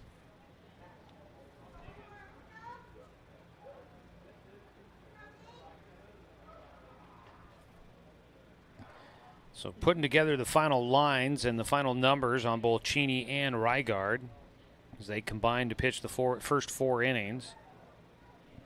I think these numbers are adding up. 0-2 pitch from Sprague. Swung on and missed, and Tegan Sprague will get a strikeout. And he has started out his 5th inning with a lineout and a strikeout. He's got 2 away. That'll bring up Torsten Horsum, who is 1 for 2 today with a bloop single on the infield. Also drew a walk and scored twice and struck out. Swings through the first pitch for strike 1. So Cheney goes 3 1/3 innings. He gave up 9 runs on 8 hits, 2 walks, 2 strikeouts, 2 hit batters. Check swing, watching the pitch go by, called a strike, a breaking ball. And Horsum is behind 0-2 against Sprague, who has come out looking sharp. The 0-2 outside, couldn't get him to chase. For Rygaard, he goes 2/3 of an inning. Gave up 4 runs on 4 hits, 1 walk, no strikeouts. Right now it is Riley Cheney who is on the hook for the loss. 4-pitch strikeout, back-to-back Ks. Tegan Sprague, oh my, comes out of the bullpen and he's peppering the strike zone. Gets the Docs through a 1-2-3 inning. No runs, no hits, no errors, and nobody left on base. First scoreless frame in the game for the Barbers. We go to the bottom of the 5th. Docs trail 13-0 on 541radio.com and on the Score, 92.3 FM and 1490 AM. To expand your portfolio? Consolidate your investments with Palm Wealth Management. Our trusted team makes it easy to diversify and track your investments. Let Palm Wealth Management coordinate your financial strategy. Call Palm Wealth Management today. Hundreds of years before county boundaries were drawn, the Cow Creek Umpqua tribe lived on Southern Oregon lands. The Cow Creek were known then for their sense of community. They still are. Today, the success of their world-class casino resort and other Cow Creek businesses benefit our communities. The Cow Creek Foundation has given over $20 million to Southern Oregon charities. The Cow Creek Umpqua Tribe, a Southern Oregon tribe and a giving people. Brook Communications radio stations have joined forces with the News Review and Lotus Web Services, announcing the Lotus Media Group, a multimedia enterprise. Web, broadcast, print. Make it happen with Lotus Media Group, LLC.com.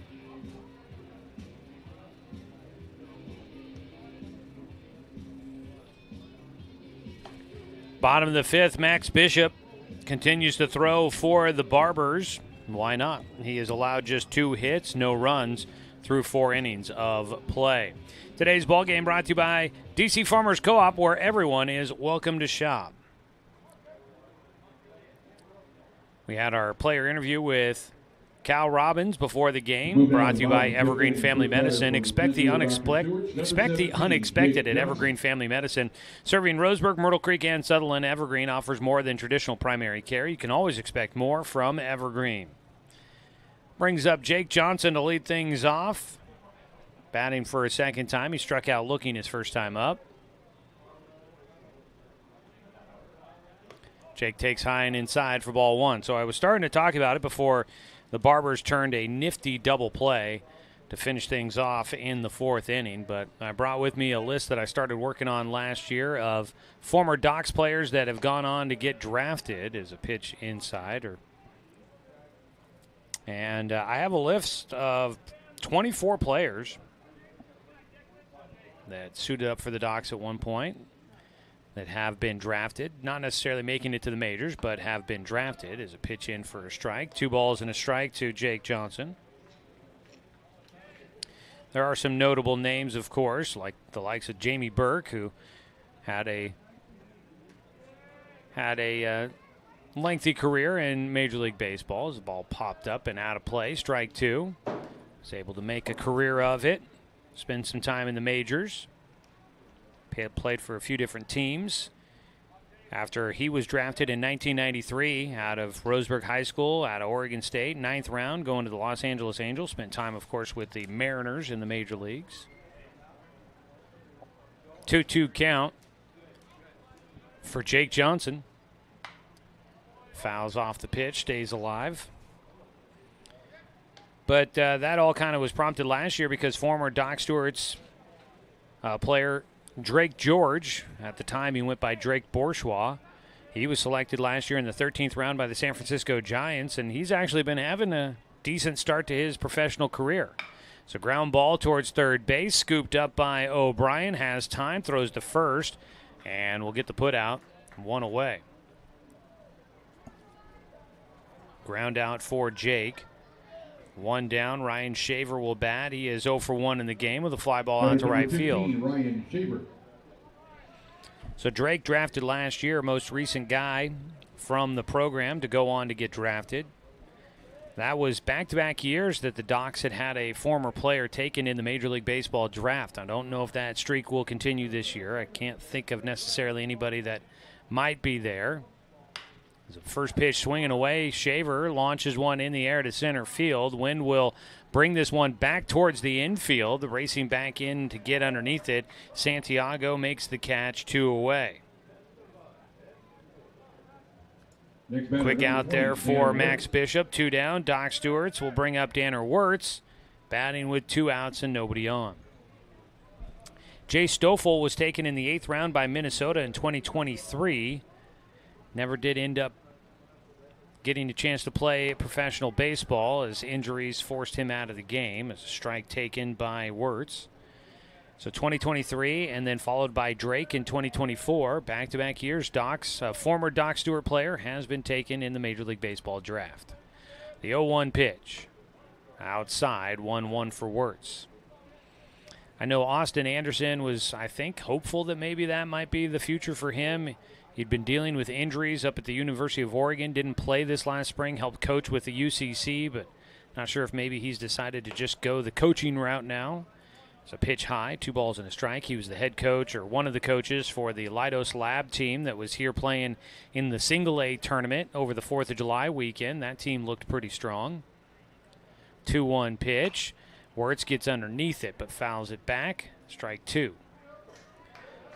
So trying to think of possible candidates that could maybe get drafted this year that at one point had played for the Doc Stewarts, and unfortunately not really thinking of many possible candidates this year to keep the streak going. 2-2 delivery. If I'm missing somebody, you can let me know. But I got a list of 24 players for that played at one point for the Doc Stewarts that have been taken in the draft at one point or another. Need to type it up and get it all in order and everything, make it look fancy. Is a ground ball towards short, charging in, Jaden Nakamura, his throw to first, within the reach of Connor Perry, and that is a 1-2-3 inning for Max Bishop, who will get his team through the 5th inning with a 13-0 lead intact. We go to the top of the 6th inning. Doc Stewart's trailing big against the Portland Barbers here on 541radio.com and on the Score, 92.3 FM and 1490 AM. Communications radio stations have joined forces with a news review and Lotus Web Services, announcing the Lotus Media Group, a multimedia enterprise. Web, broadcast, print. Make it happen with Lotus Media Group, LLC.com.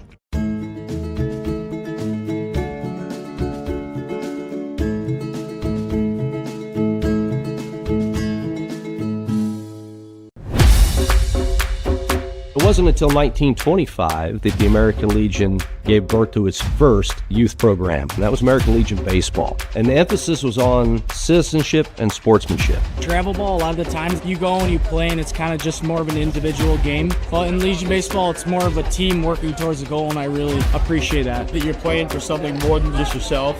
You're playing for all the past veterans who have served. You're playing for the people who are still serving in the military. And it's a huge honor to be part of this program.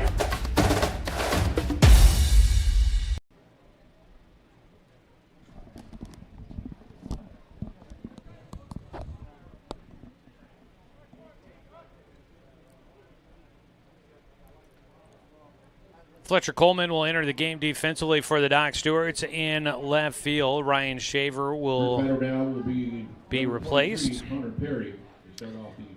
Still throwing Tegan Sprague into his second inning of work. First pitch swinging away. It's a foul ball to his own dugout down the first base side for Connor Perry. Perry is 1 for 1 in the game, been hit by a pitch, sac fly, and has an RBI single. He's got 2 RBI on the day. The 0-1 from Sprague, lifted in the air towards left field, and coming in, Fletcher Coleman will make the catch. Coleman gets into the game defensively and immediately gets in on the action. How often do they say that? New guy gets in, and it seems like the action finds him. Next batter, number 7, Declan O'Brien. That's a routine fly ball out to left field. The easy one for Coleman to get his feet wet in this ball game. 1 down. Tegan Sprague has come in and looked sharp to get things started. He faces Declan O'Brien. O'Brien pops one up, foul territory, battling the sun. Jake Johnson with some room, crashes into the fence after he makes the catch, and there's 2 away. Nice job by Jake to keep his focus, knowing the warning track and the fence were coming, also battling the sun out there. He does everything he can to make the play, and there's 2 away. Time called for a visit down to third base. Today's ball game is sponsored by Winston Auto Care. Don't strike out with car troubles. Call Winston Auto Care at 541-679-8685. Your home team for auto repair for over 25 years. Do want to say a big thank you to Knife River. It was free admission today to Family Fun Day, thanks to Knife River, and thanks to the YMCA of Douglas County helping support and provide some entertainment here with the Bounce House for Family Fun Day. That is brought to you by the YMCA of Douglas County. Strike on the inside corner against Jaden Nakamura. He grounds one left side, and it will get into left field. First hit that Tegan Sprague will give up. And that is the second hit in the game for Nakamura. He's on at first with a 2-out single. Kieran Kelly, the catcher, bats in the 9-hole. He is 2 for 3 in this game, has scored twice. He steps in with Jaden Nakamura at first. Tegan Sprague working out of the stretch for the first time in his relief appearance. Hits the inside corner for a called strike 1. Doc Stewart's getting blanked right now. 13-0 is our score. We're in the top of the 6th inning in what was scheduled to be a 9-inning ball game. Pitch is high. 1-1 count for Kieran Kelly. Scheduled to be a 9-inning game with a 10-run plus lead at the moment. I don't know if this game would come to an end after 7. Could imagine that they may be okay with that on a hot day like this. 1-1 pitch from Sprague is in the air over the right side and out of play for strike 2.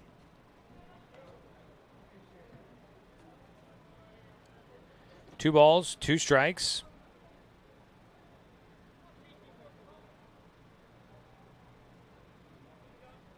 Tegan Sprague needs 1 more out to get through the top of the 6th inning. He retired his first 5 straight batters. Gets a ground ball down the third base side. That goes foul.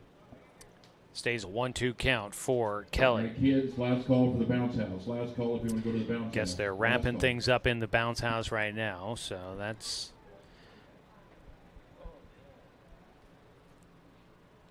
How's going on over in the hitting facility here at the field? Kind of a fun day getting folks on out. 1-2 pitch is high from Sprague. 2 balls, 2 strikes.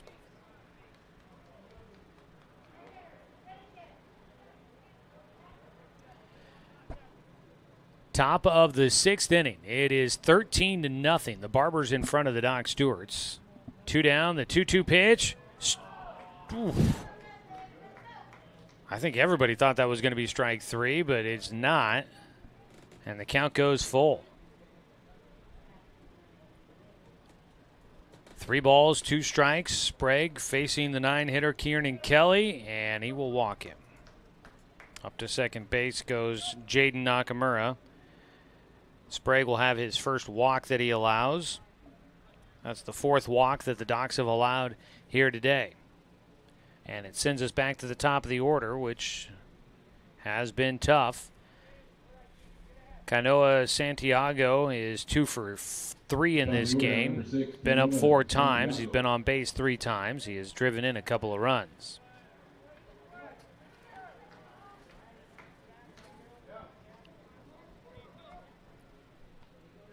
Santiago faces Sprague for the first time. Swings away at the first pitch he sees, fouls it back, strike 1. Nobody warming up or getting loose in either bullpen at the moment. Docs are on their 3rd pitcher of the day. Barbers still riding with their starter, Max Bishop.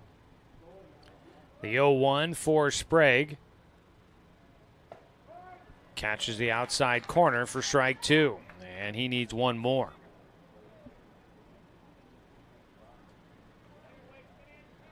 0-2 count. Sprague trying to get another scoreless frame on the board. 2 runners on, 2 away. And that pitch well outside. A 1-2 count. Live video coverage of today's ball game brought to you by the Cow Creek Tribe. Find our video stream online at 541radio.com and on the 1490 The Score YouTube channel. 1-2 pitch in the air to center field. Going to the alley, it'll be Coleman and St. Clair that converge. The left fielder, Fletcher Coleman, makes the catch. He gets a couple of putouts in his first inning of work, and that'll be another scoreless inning for the Barbers here in the 6th. 5 hitters come up to bat, but 3 fly ball outs for Tegan Sprague. No runs, 1 hit, no errors, and 2 men stranded on base. We go to the bottom of the 6th inning. Doc Stewart's trailing 13-0 here on 541radio.com and on the Score 92.3 FM and 1490 AM. Hey there, sports fans. Thanks for watching this local sporting event online at 541radio.com. Did you know there's more than one way to watch games online? You can watch games on your laptop or desktop computer, your tablet, or even your smartphone just by going to 541radio.com. But we also use YouTube to stream all of our video broadcasts, which means you could be watching this game on your big screen TV with a number of different streaming devices. You can stream our live YouTube broadcast through your PlayStation or Xbox gaming device, or through streaming devices like Google Chromecast, Apple TV, or Roku. There's plenty of ways to follow this live local sporting event. Plus, you can find past events archived on 1490 The Score's YouTube channel. Find us on YouTube and subscribe today to keep up with the latest in local sports coverage.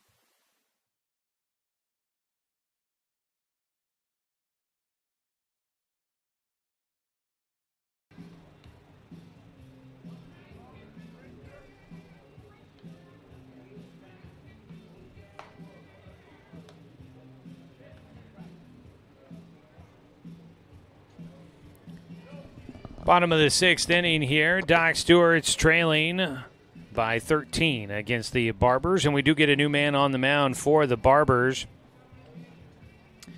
Stepping up onto the bump to pitch is the second baseman, Logan Nakamura, will take over.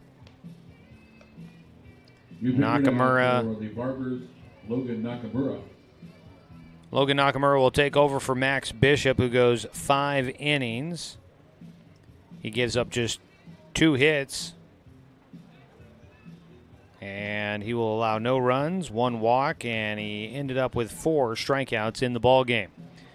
So Max Bishop with a good one, his second strong outing against the Doc Stewarts. He's in line to pick up a second win against the Docs this season. Logan Nakamura will take over on the mound. Logan Nakamura out of Ridgeview High School, first-team All-State infielder. Played in the 5A, 6A All-Star game. He will face Ty Hellenthal in the 9 spot in the lineup. Amos Bowers got lifted as the catcher. That pitch, I thought it might have hit Hellenthal, at least maybe caught his jersey, but must have gotten by. He does not try to appeal to get a call for a hit batter. He scooted back out of the way. He'll take a strike, a 1-1 count.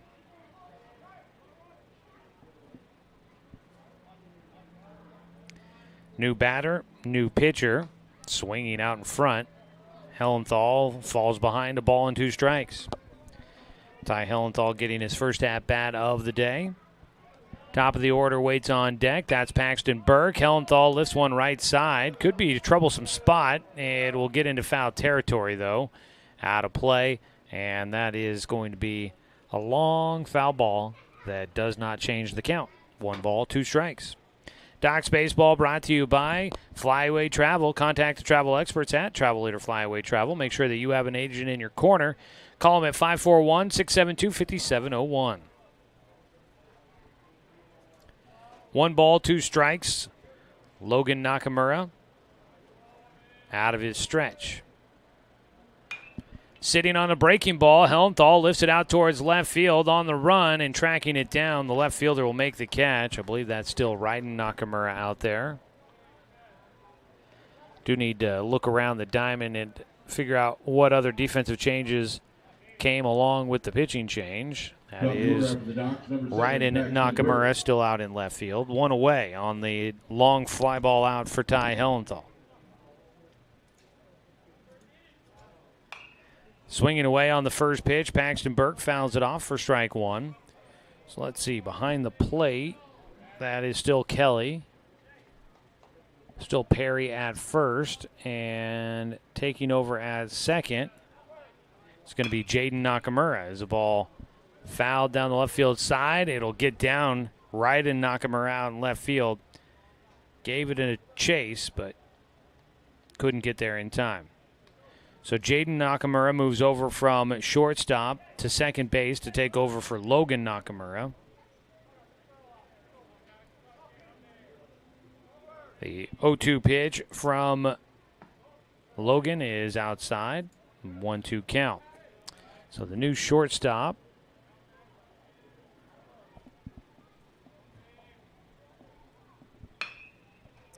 The ball out towards center field. Ooh, a collision between the shortstop and the second baseman. A throw to second to try and get Burke. He's in safely, and now we hope everybody's okay. And I mistakenly said that Jaden Nakamura took over at second base. I mistook 8 for a 3 in my handwriting. It is still Jaden Nakamura who collides with the new second baseman. That is Horsam that went out to try to make that play. He went high. Jaden Nakamura went low, and they collided pretty viciously there, but it seems like everybody's going to be okay.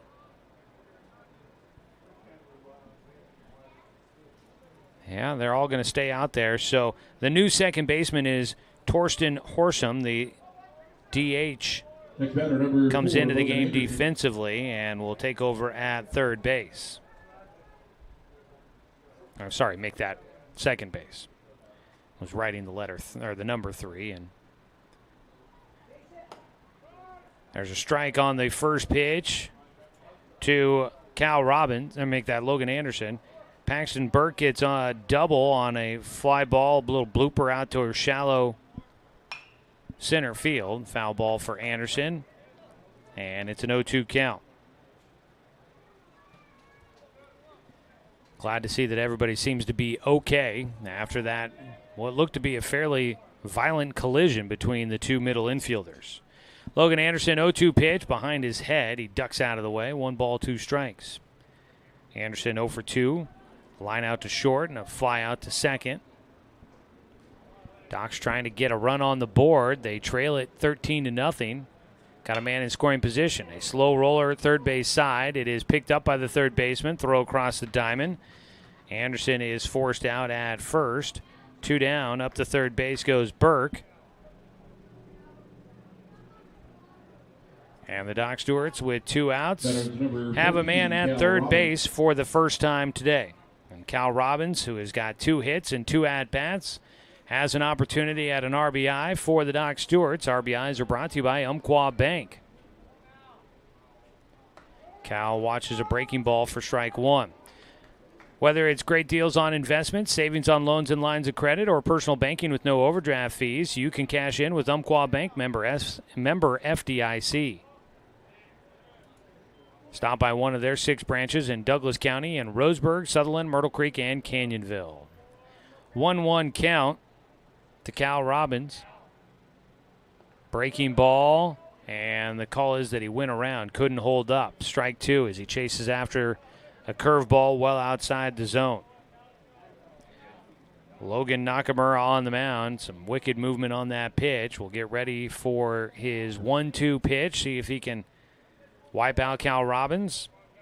Cal trying to drive in Paxton Burke from third. Cal gets underneath it, sends it high in the air out towards shallow center. The shortstop, Jaden Nakamura, calling for it, will make the catch. And once again, the Docs unable to bring in a man in scoring position. Only the second time they've had a guy in scoring position, and this time they leave him stranded at third.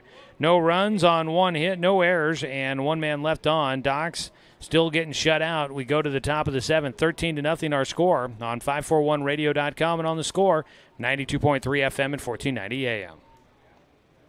Johnson Lumber Company, a forward-thinking family company, has been operating in the Douglas County community for over 60 years. Founded by Don R. Johnson, the man who set the tone of commitment to these local communities by providing stable, long-term employment. D.R. Johnson Lumber Company understands the significance of investing in our youth because they are the foundation of our future. That's why they're a proud supporter of Roseburg Doc Stewarts. Come watch the Docs swing some lumber with D.R. Johnson Lumber Company. Go Docs!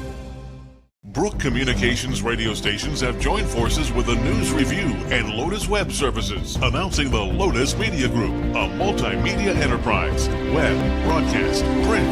Make it happen with LotusMediaGroupLLC.com.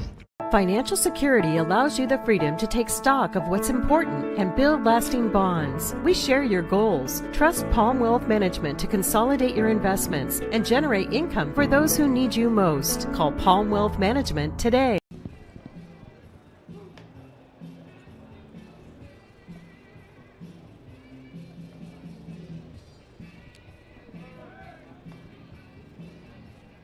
Paxton Burke goes from shortstop to the bump. He will take over on the mound. Tegan Sprague goes from the mound to shortstop to take over for Paxton Burke there. The defensive swap, a new pitcher, pitching changes, brought to you by Overhead Door Company of Roseburg. Visit overheaddoor.com. Find out more about their services.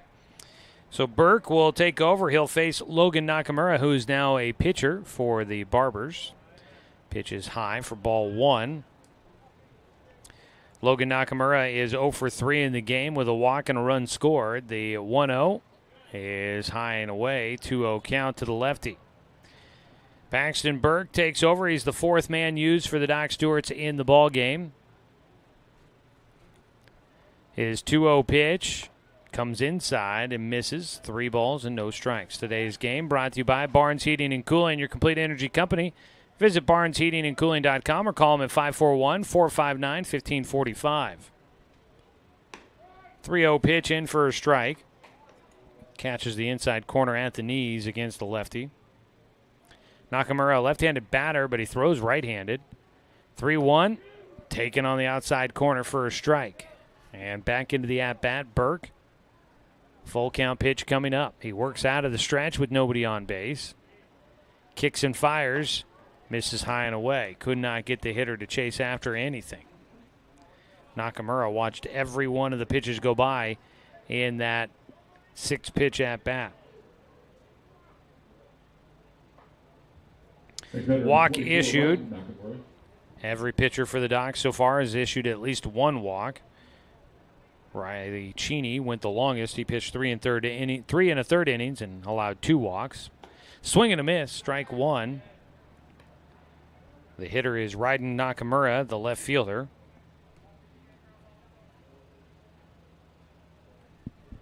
Oh, 1 count. Breaking ball misses inside, up underneath the elbows as Nakamura moves out of the way. Logan Nakamura at first, Raiden Nakamura at the plate, nobody out. As the wind really picking up in center field here. Sorry about that. Hopefully you're not motion sick. The ball lifted in the air out towards center field, ranging to get towards it, and underneath it, Dane St. Clair tracks it down as he heads almost all the way to right field to make that catch. That ball, a lot of drift on it, tailing out towards right field, but the center fielder making the grab. 1 down, Gabe Coltman, the cleanup hitter, bats with a man at first. First pitch, Coltman takes high for ball 1. Gabe Coltman today is 2 for 3. Struck out his last time up against Tegan Sprague. Had a 2-run single in the 4th, also a sac fly in the 1st. He puts this one in the air right side, but out of play. 1-1 count.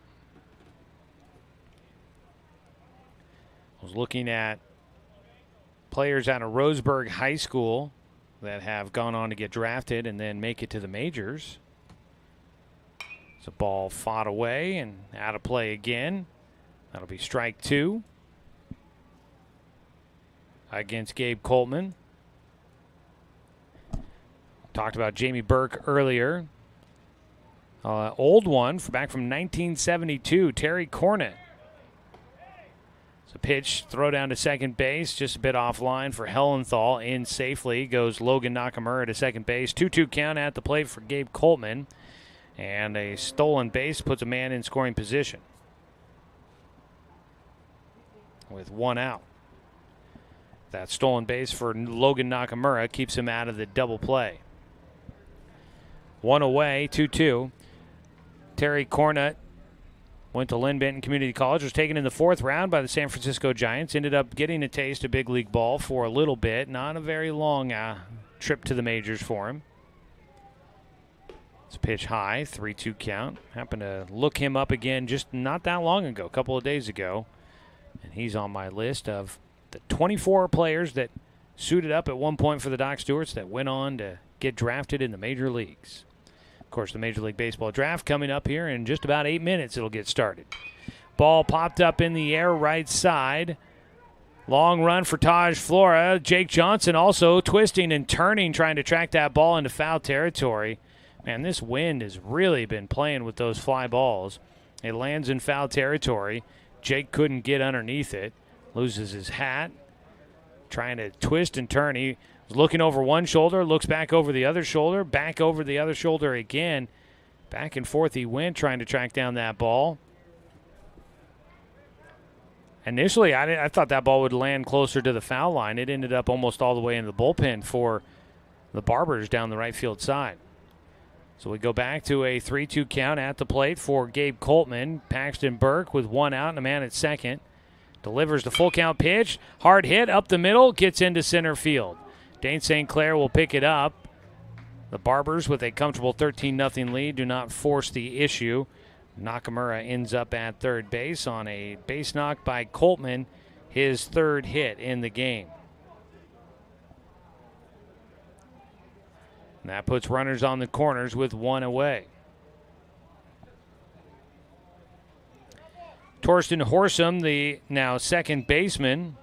Batters number 3, Torsten Horsum. He is 1 for 3 today with a pair of strikeouts, a walk, and a single. Takes low and inside for ball 1. Let's see here. That's 1 hit here in the 8th inning. 14 hits total in this game for the Barbers. Lifted left side. Long run. Fletcher Coleman into foul territory. Made an attempt at diving and couldn't come up with it. That ball actually ends up bouncing up into the trees and out of the stadium. In foul territory. 1-1 count. Coleman did everything he could to try and get to that ball. Had a long run and laid out head first a little bit. 1-1 pitch, off speed, called strike on the inside corner.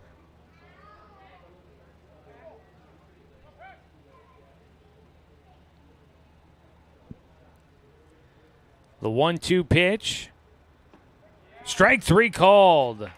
Down on strikes goes Horsham. His third strikeout in the game. First strikeout for Burke.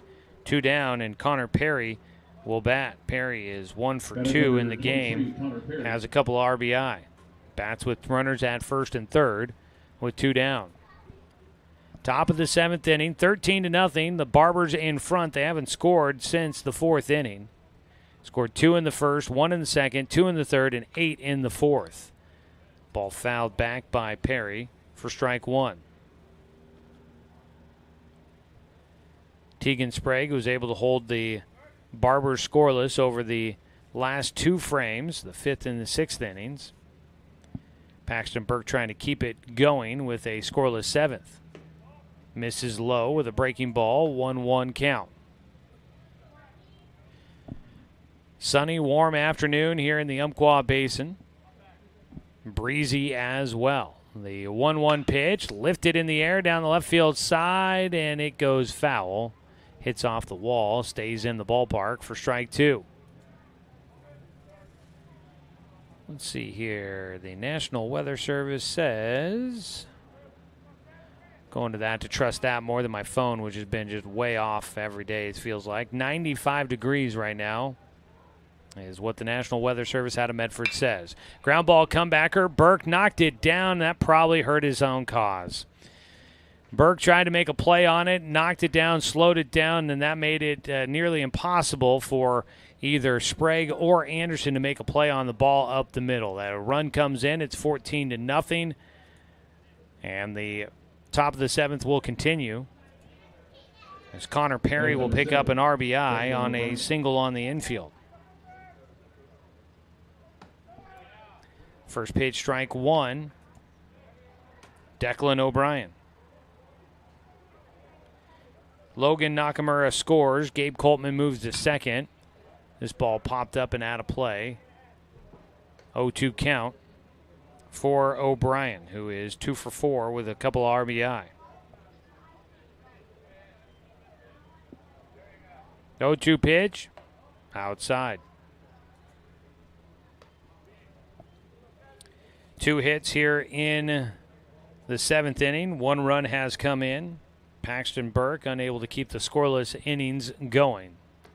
His breaking ball misses high and inside. Somehow pitches around Declan O'Brien, who ducked out of the way. O'Brien has the 2-2 count. Swings after a pitch in the dirt for strike 3, and that'll do it. Doc Stewart's will get through this 7th inning, but the Barbers add 1 more. Strikeout number 2 for Paxton Burke here in the 7th. 1 run on 2 hits, no Doc's errors, and 2 runners left on base for the Barbers. They lead it by 2 touchdowns, 14-0 as we go to the bottom of the 7th on 541radio.com and on the Score, 92.3 FM and 1490 AM. Turn your home into your dream sanctuary with help from Douglas County Farmers Co-op.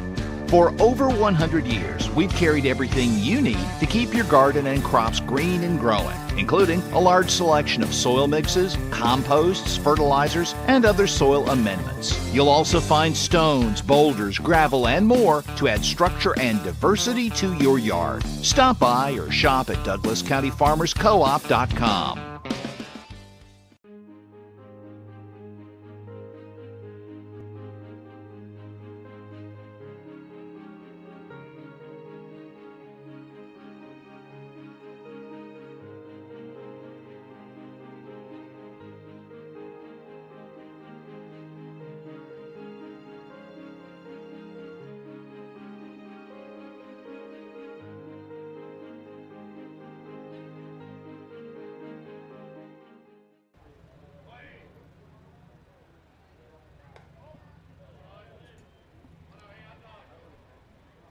Back here at Champion Car Wash Field, it's the home half of the 7th. A 1-0 pitch to Taj Flora. Breaking ball hits the inside corner for a 1-1 count.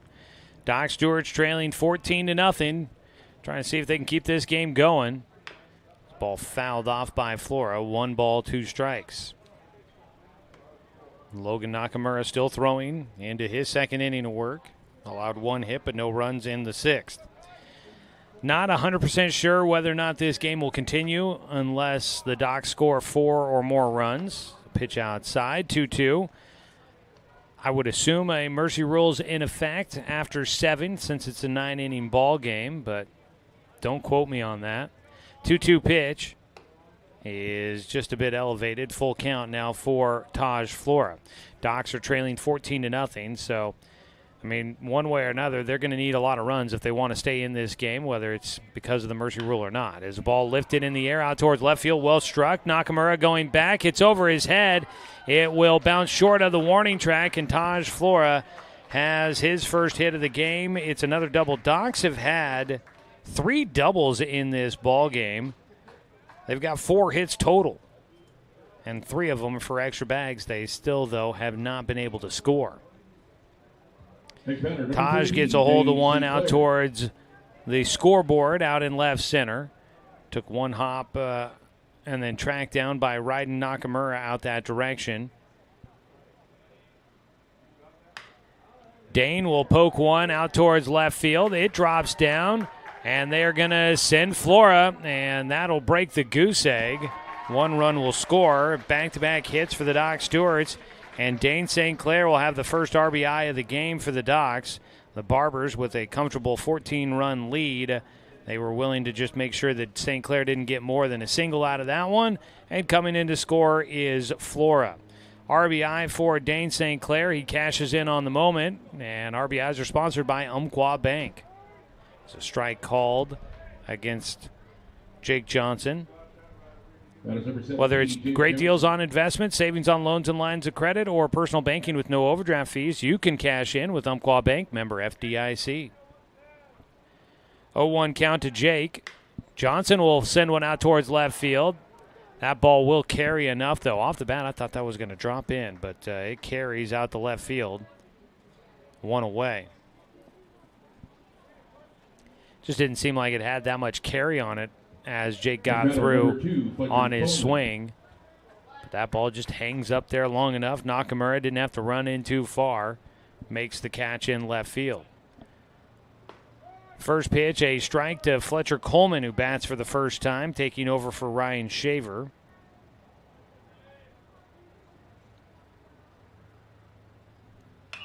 He swings away, pops it up left side, foul territory, shielding from the sun into the dugout for the Docs. I gotta find out how the foul territory works around the dugouts. There is a chalk line or a paint line on the turf from the end of the dugout closest to the on-deck circle towards the backstop wall. So that looks like that's a true foul line on whether or not a ball's in play or out of play. As a ball laced to left field, into second base will go Dane St. Clair. Back base knock for Fletcher Coleman in his first hit, and first plate appearance of the day.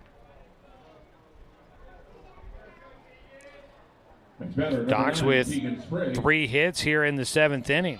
They've got 6 hits total. Brings up Tegan Sprague, who came in for Danner Wirtz, who had been the DH. Sprague came in as the pitcher, but then stayed in defensively at shortstop, so he gets an at-bat here. Sprague takes a strike from Logan Nakamura. The 0-1, a breaking ball in for strike 2. Still just 1 out, 0-2 count. But so the portion of the dugout closest to the on-deck circles, there's a distinct line there about being out of play. So you can't go into the dugout. As a strike 3 pitch inside corner, that gets Sprague, and he will head back to the dugout. Strike out, and out number 2. First strikeout for Logan Nakamura in relief of Max Bishop. And it'll be the 9-hitter Ty Hellenthal up for a second time after coming in defensively in the 6th. He takes outside a 1-0 count. But the backside closest to either third base or first base of the dugouts, there's no chalk line or anything like that there. I'm curious, could a defender go into the area, the turf area, in front of the in-ground dugout and make a catch on a fly ball from that direction? Pitch in the dirt, 2 balls and a strike, because that's almost what happened there on the at-bat. I believe it was Fletcher Coleman that popped one up towards the dugout, and third baseman for the Barbers, Declan O'Brien, he might have had a chance to make a play on it. 2-1, breaking ball is high, 3-1 count here for Hellenthal. But the ball landed in the turf area up in front of the dugout for the Docs, so he would have been kind of in the dugout if he had made that catch. A check swing, dribbler down the first base side, flip it to first base by Nakamura. Perry is there to make the grab, and that does it for the 7th. Now, we weren't sure if this was going to do it for the ball game, and it looks like it will. We've got a Mercy Rule victory, 13-run win for the Barbers. 14-1, the final score. They'll go out and shake hands here, as that'll do it for us. We do get the Mercy Rule. This 9-inning ball game finishes after just 7 innings. Docs in the bottom of the 7th get 1 run on 3 hits. No errors. They leave 2 men on base. 14-1, the final score. This Barbers team has had the Docs number, and it did not start out well today. And the Docs just unable to fight their way back into it here tonight. So we will come back and run the numbers for you real quick. Final score 14-1. We'll be back in a moment on 541radio.com and on the score 92.3 FM and 1490 AM. Okay, so this of years before county boundaries were drawn, the Cow Creek Umpqua tribe lived on Southern Oregon lands. The Cow Creek were known then for their sense of community. They still are. Today, the success of their world-class casino resort and other Cow Creek businesses benefit our communities. The Cow Creek Foundation has given over $20 million to Southern Oregon charities. The Cow Creek Umpqua tribe, a Southern Oregon tribe and a giving people. When it comes to finances, it can be hard to know what's in your best interest. Experience the strength of advice at Palm Wealth Management. From education and estate planning to retirement and the unexpected, we can help. Call Palm Wealth Management today. Find everything you need to enjoy the outdoors, at home or on the road, at Douglas County Farmers Co-op.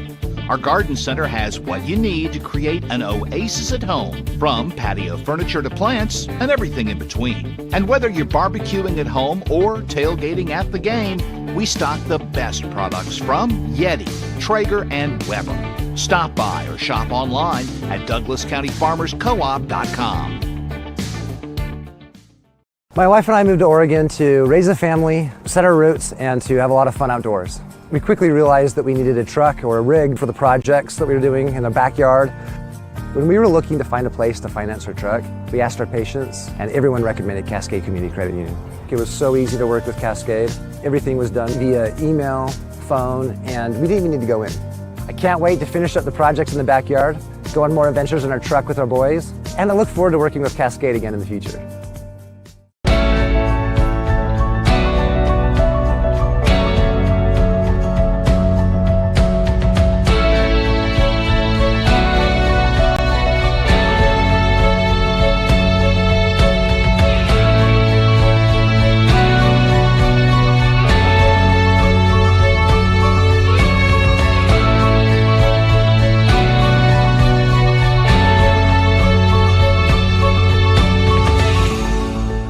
D.R. Johnson Lumber Company, a forward-thinking family company, has been operating in the Douglas County community for over 60 years. Founded by Don R. Johnson, the man who set the tone of commitment to these local communities by providing stable, long-term employment. D.R. Johnson Lumber Company understands the significance of investing in our youth because they are the foundation of our future. That's why they're a proud supporter of Roseburg Dr. Stewart's. Come watch the Docs swing some lumber with D.R. Johnson Lumber Company.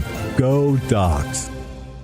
Brook Communications radio stations have joined forces with the News Review and Lotus Web Services, announcing the Lotus Media Group, a multimedia enterprise. Web, broadcast, print. Make it happen with Lotus Media Group, LLC.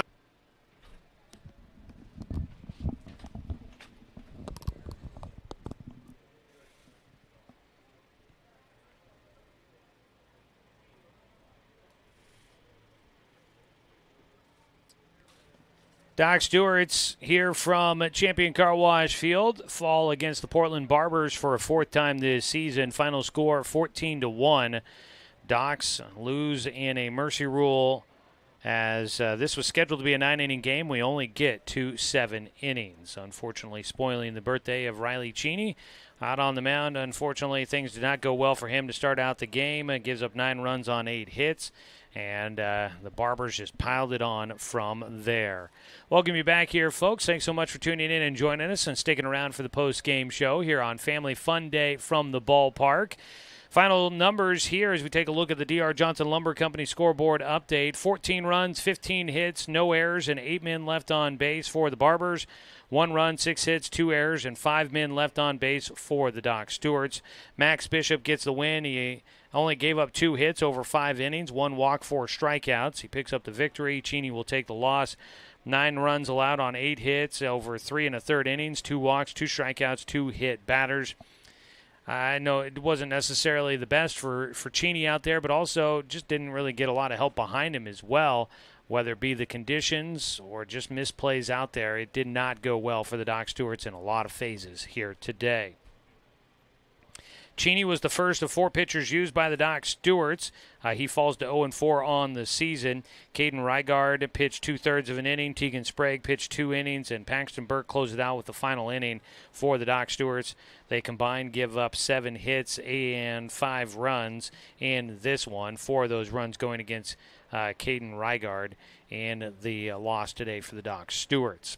Logan Nakamura pitched the final 2 innings. He gave up the only run of the game to the Docs. 1 run on 4 hits, no walks, and 1 strikeout. For the Barbers, a lot of hits to go around, 15 total. Santiago had 2 hits. Logan Nakamura had 2 walks, scored twice, but did not get a hit. Raiden Nakamura had a double and drove in a run, scored once. Gabe Coltman had a pair of singles, drove in 3 runs, actually make that 3 singles, drove in 3 runs. Torsten Horsham had 1 hit and struck out 3 times, also walked, scored twice. Connor Perry had 2 hits in the game, drove in 3 runs, ended up 2 for 3, was hit by a pitch and had a sac fly as well. Declan O'Brien was 2 for 5 with 2 RBI. Jaden Nakamura was 2 for 3 in the game with an RBI, scored a run after reaching after a hit by pitch. Kieran Kelly goes 2 for 3 in the game with a pair of singles, 2 runs scored, had a walk as well. For the Doc Stewarts, they actually ended up with 3 doubles in this one. And 3 doubles and scored a run. For just 1 run in the game for the Docs. 3 doubles on 6 hits total. They're singing happy birthday, I assume, to Riley Cheney. Might be a bit of a bittersweet pill to swallow on that one. Unfortunately, the things did not go well for the Docs, and I can't imagine the guys are feeling super energetic and up on that one at the moment. But Paxton Burke goes 1 for 3 with a double. Logan Anderson 0 for 3. Cal Robbins was 2 for 3 with a single and a double.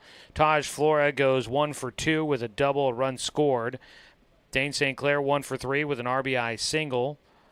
Let's see here. Fletcher Coleman was 1 for 1.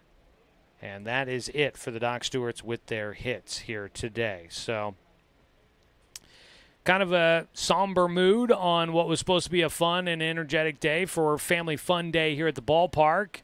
I think the ballpark provided some fun. Unfortunately, the game was a little less than stellar for us here today. Doc Stewarts are now 15-16 on the season.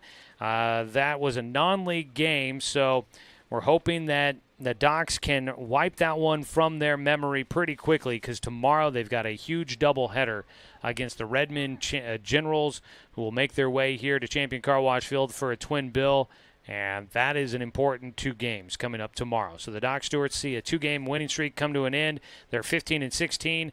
The Barbers are now 29-2 on the summer, as they have now won 5 consecutive games. Doc Stewarts will try to bounce back tomorrow when they host the Redmond Generals. It will be a 1 o'clock start time for Game 1 of that twin bill tomorrow. We'll have both of the games for you on the radio and on our video stream as well. So hopefully you'll tune in and join us there. 2 in the first, 1 in the second, 2 in the third, and 8 in the fourth for the Barbers. They would tack on 1 more in the seventh. Doc's got 1 in the bottom of the seventh. Final score again, 14-1, and that's going to do it for us here from Champion Car Wash Field. Want to say thanks to head coach Joe Durand and the Portland Barbers for making the trek down here for today's ball game. Want to say thanks to head coach Tim Sester and the Douglas County Baseball Association for allowing us to bring you another season of Doc Stewart's Baseball here on The Score. Big thanks to Brenton Cranford back in the studio for the radio production for you here today. And as always, a thanks to you, the fan, for tuning in for today's broadcast because, of course, without you, I'm just a guy sitting here talking to myself. I'm Joey Keyran. We will talk to you coming up tomorrow when the Doc Stewarts look to put this one behind them, and they will host the Redmond Generals for an Area 4 doubleheader. It's a big one. Docs are trying to make the postseason. They're right there in the thick of it right now, but boy, oh boy, do they need to finish league play strong. This will be the final series in league play for them coming up tomorrow. Game 1 starts at 1 o'clock. Our pregame coverage will start at 12:45. You can tune in and watch Doc Stewart's Baseball on the line at 541radio.com and on the 1490 The Score YouTube channel. You can also tune in and catch Doc Stewart's Baseball all season long right here on Douglas County's home for sports, The Score, 92.3 FM.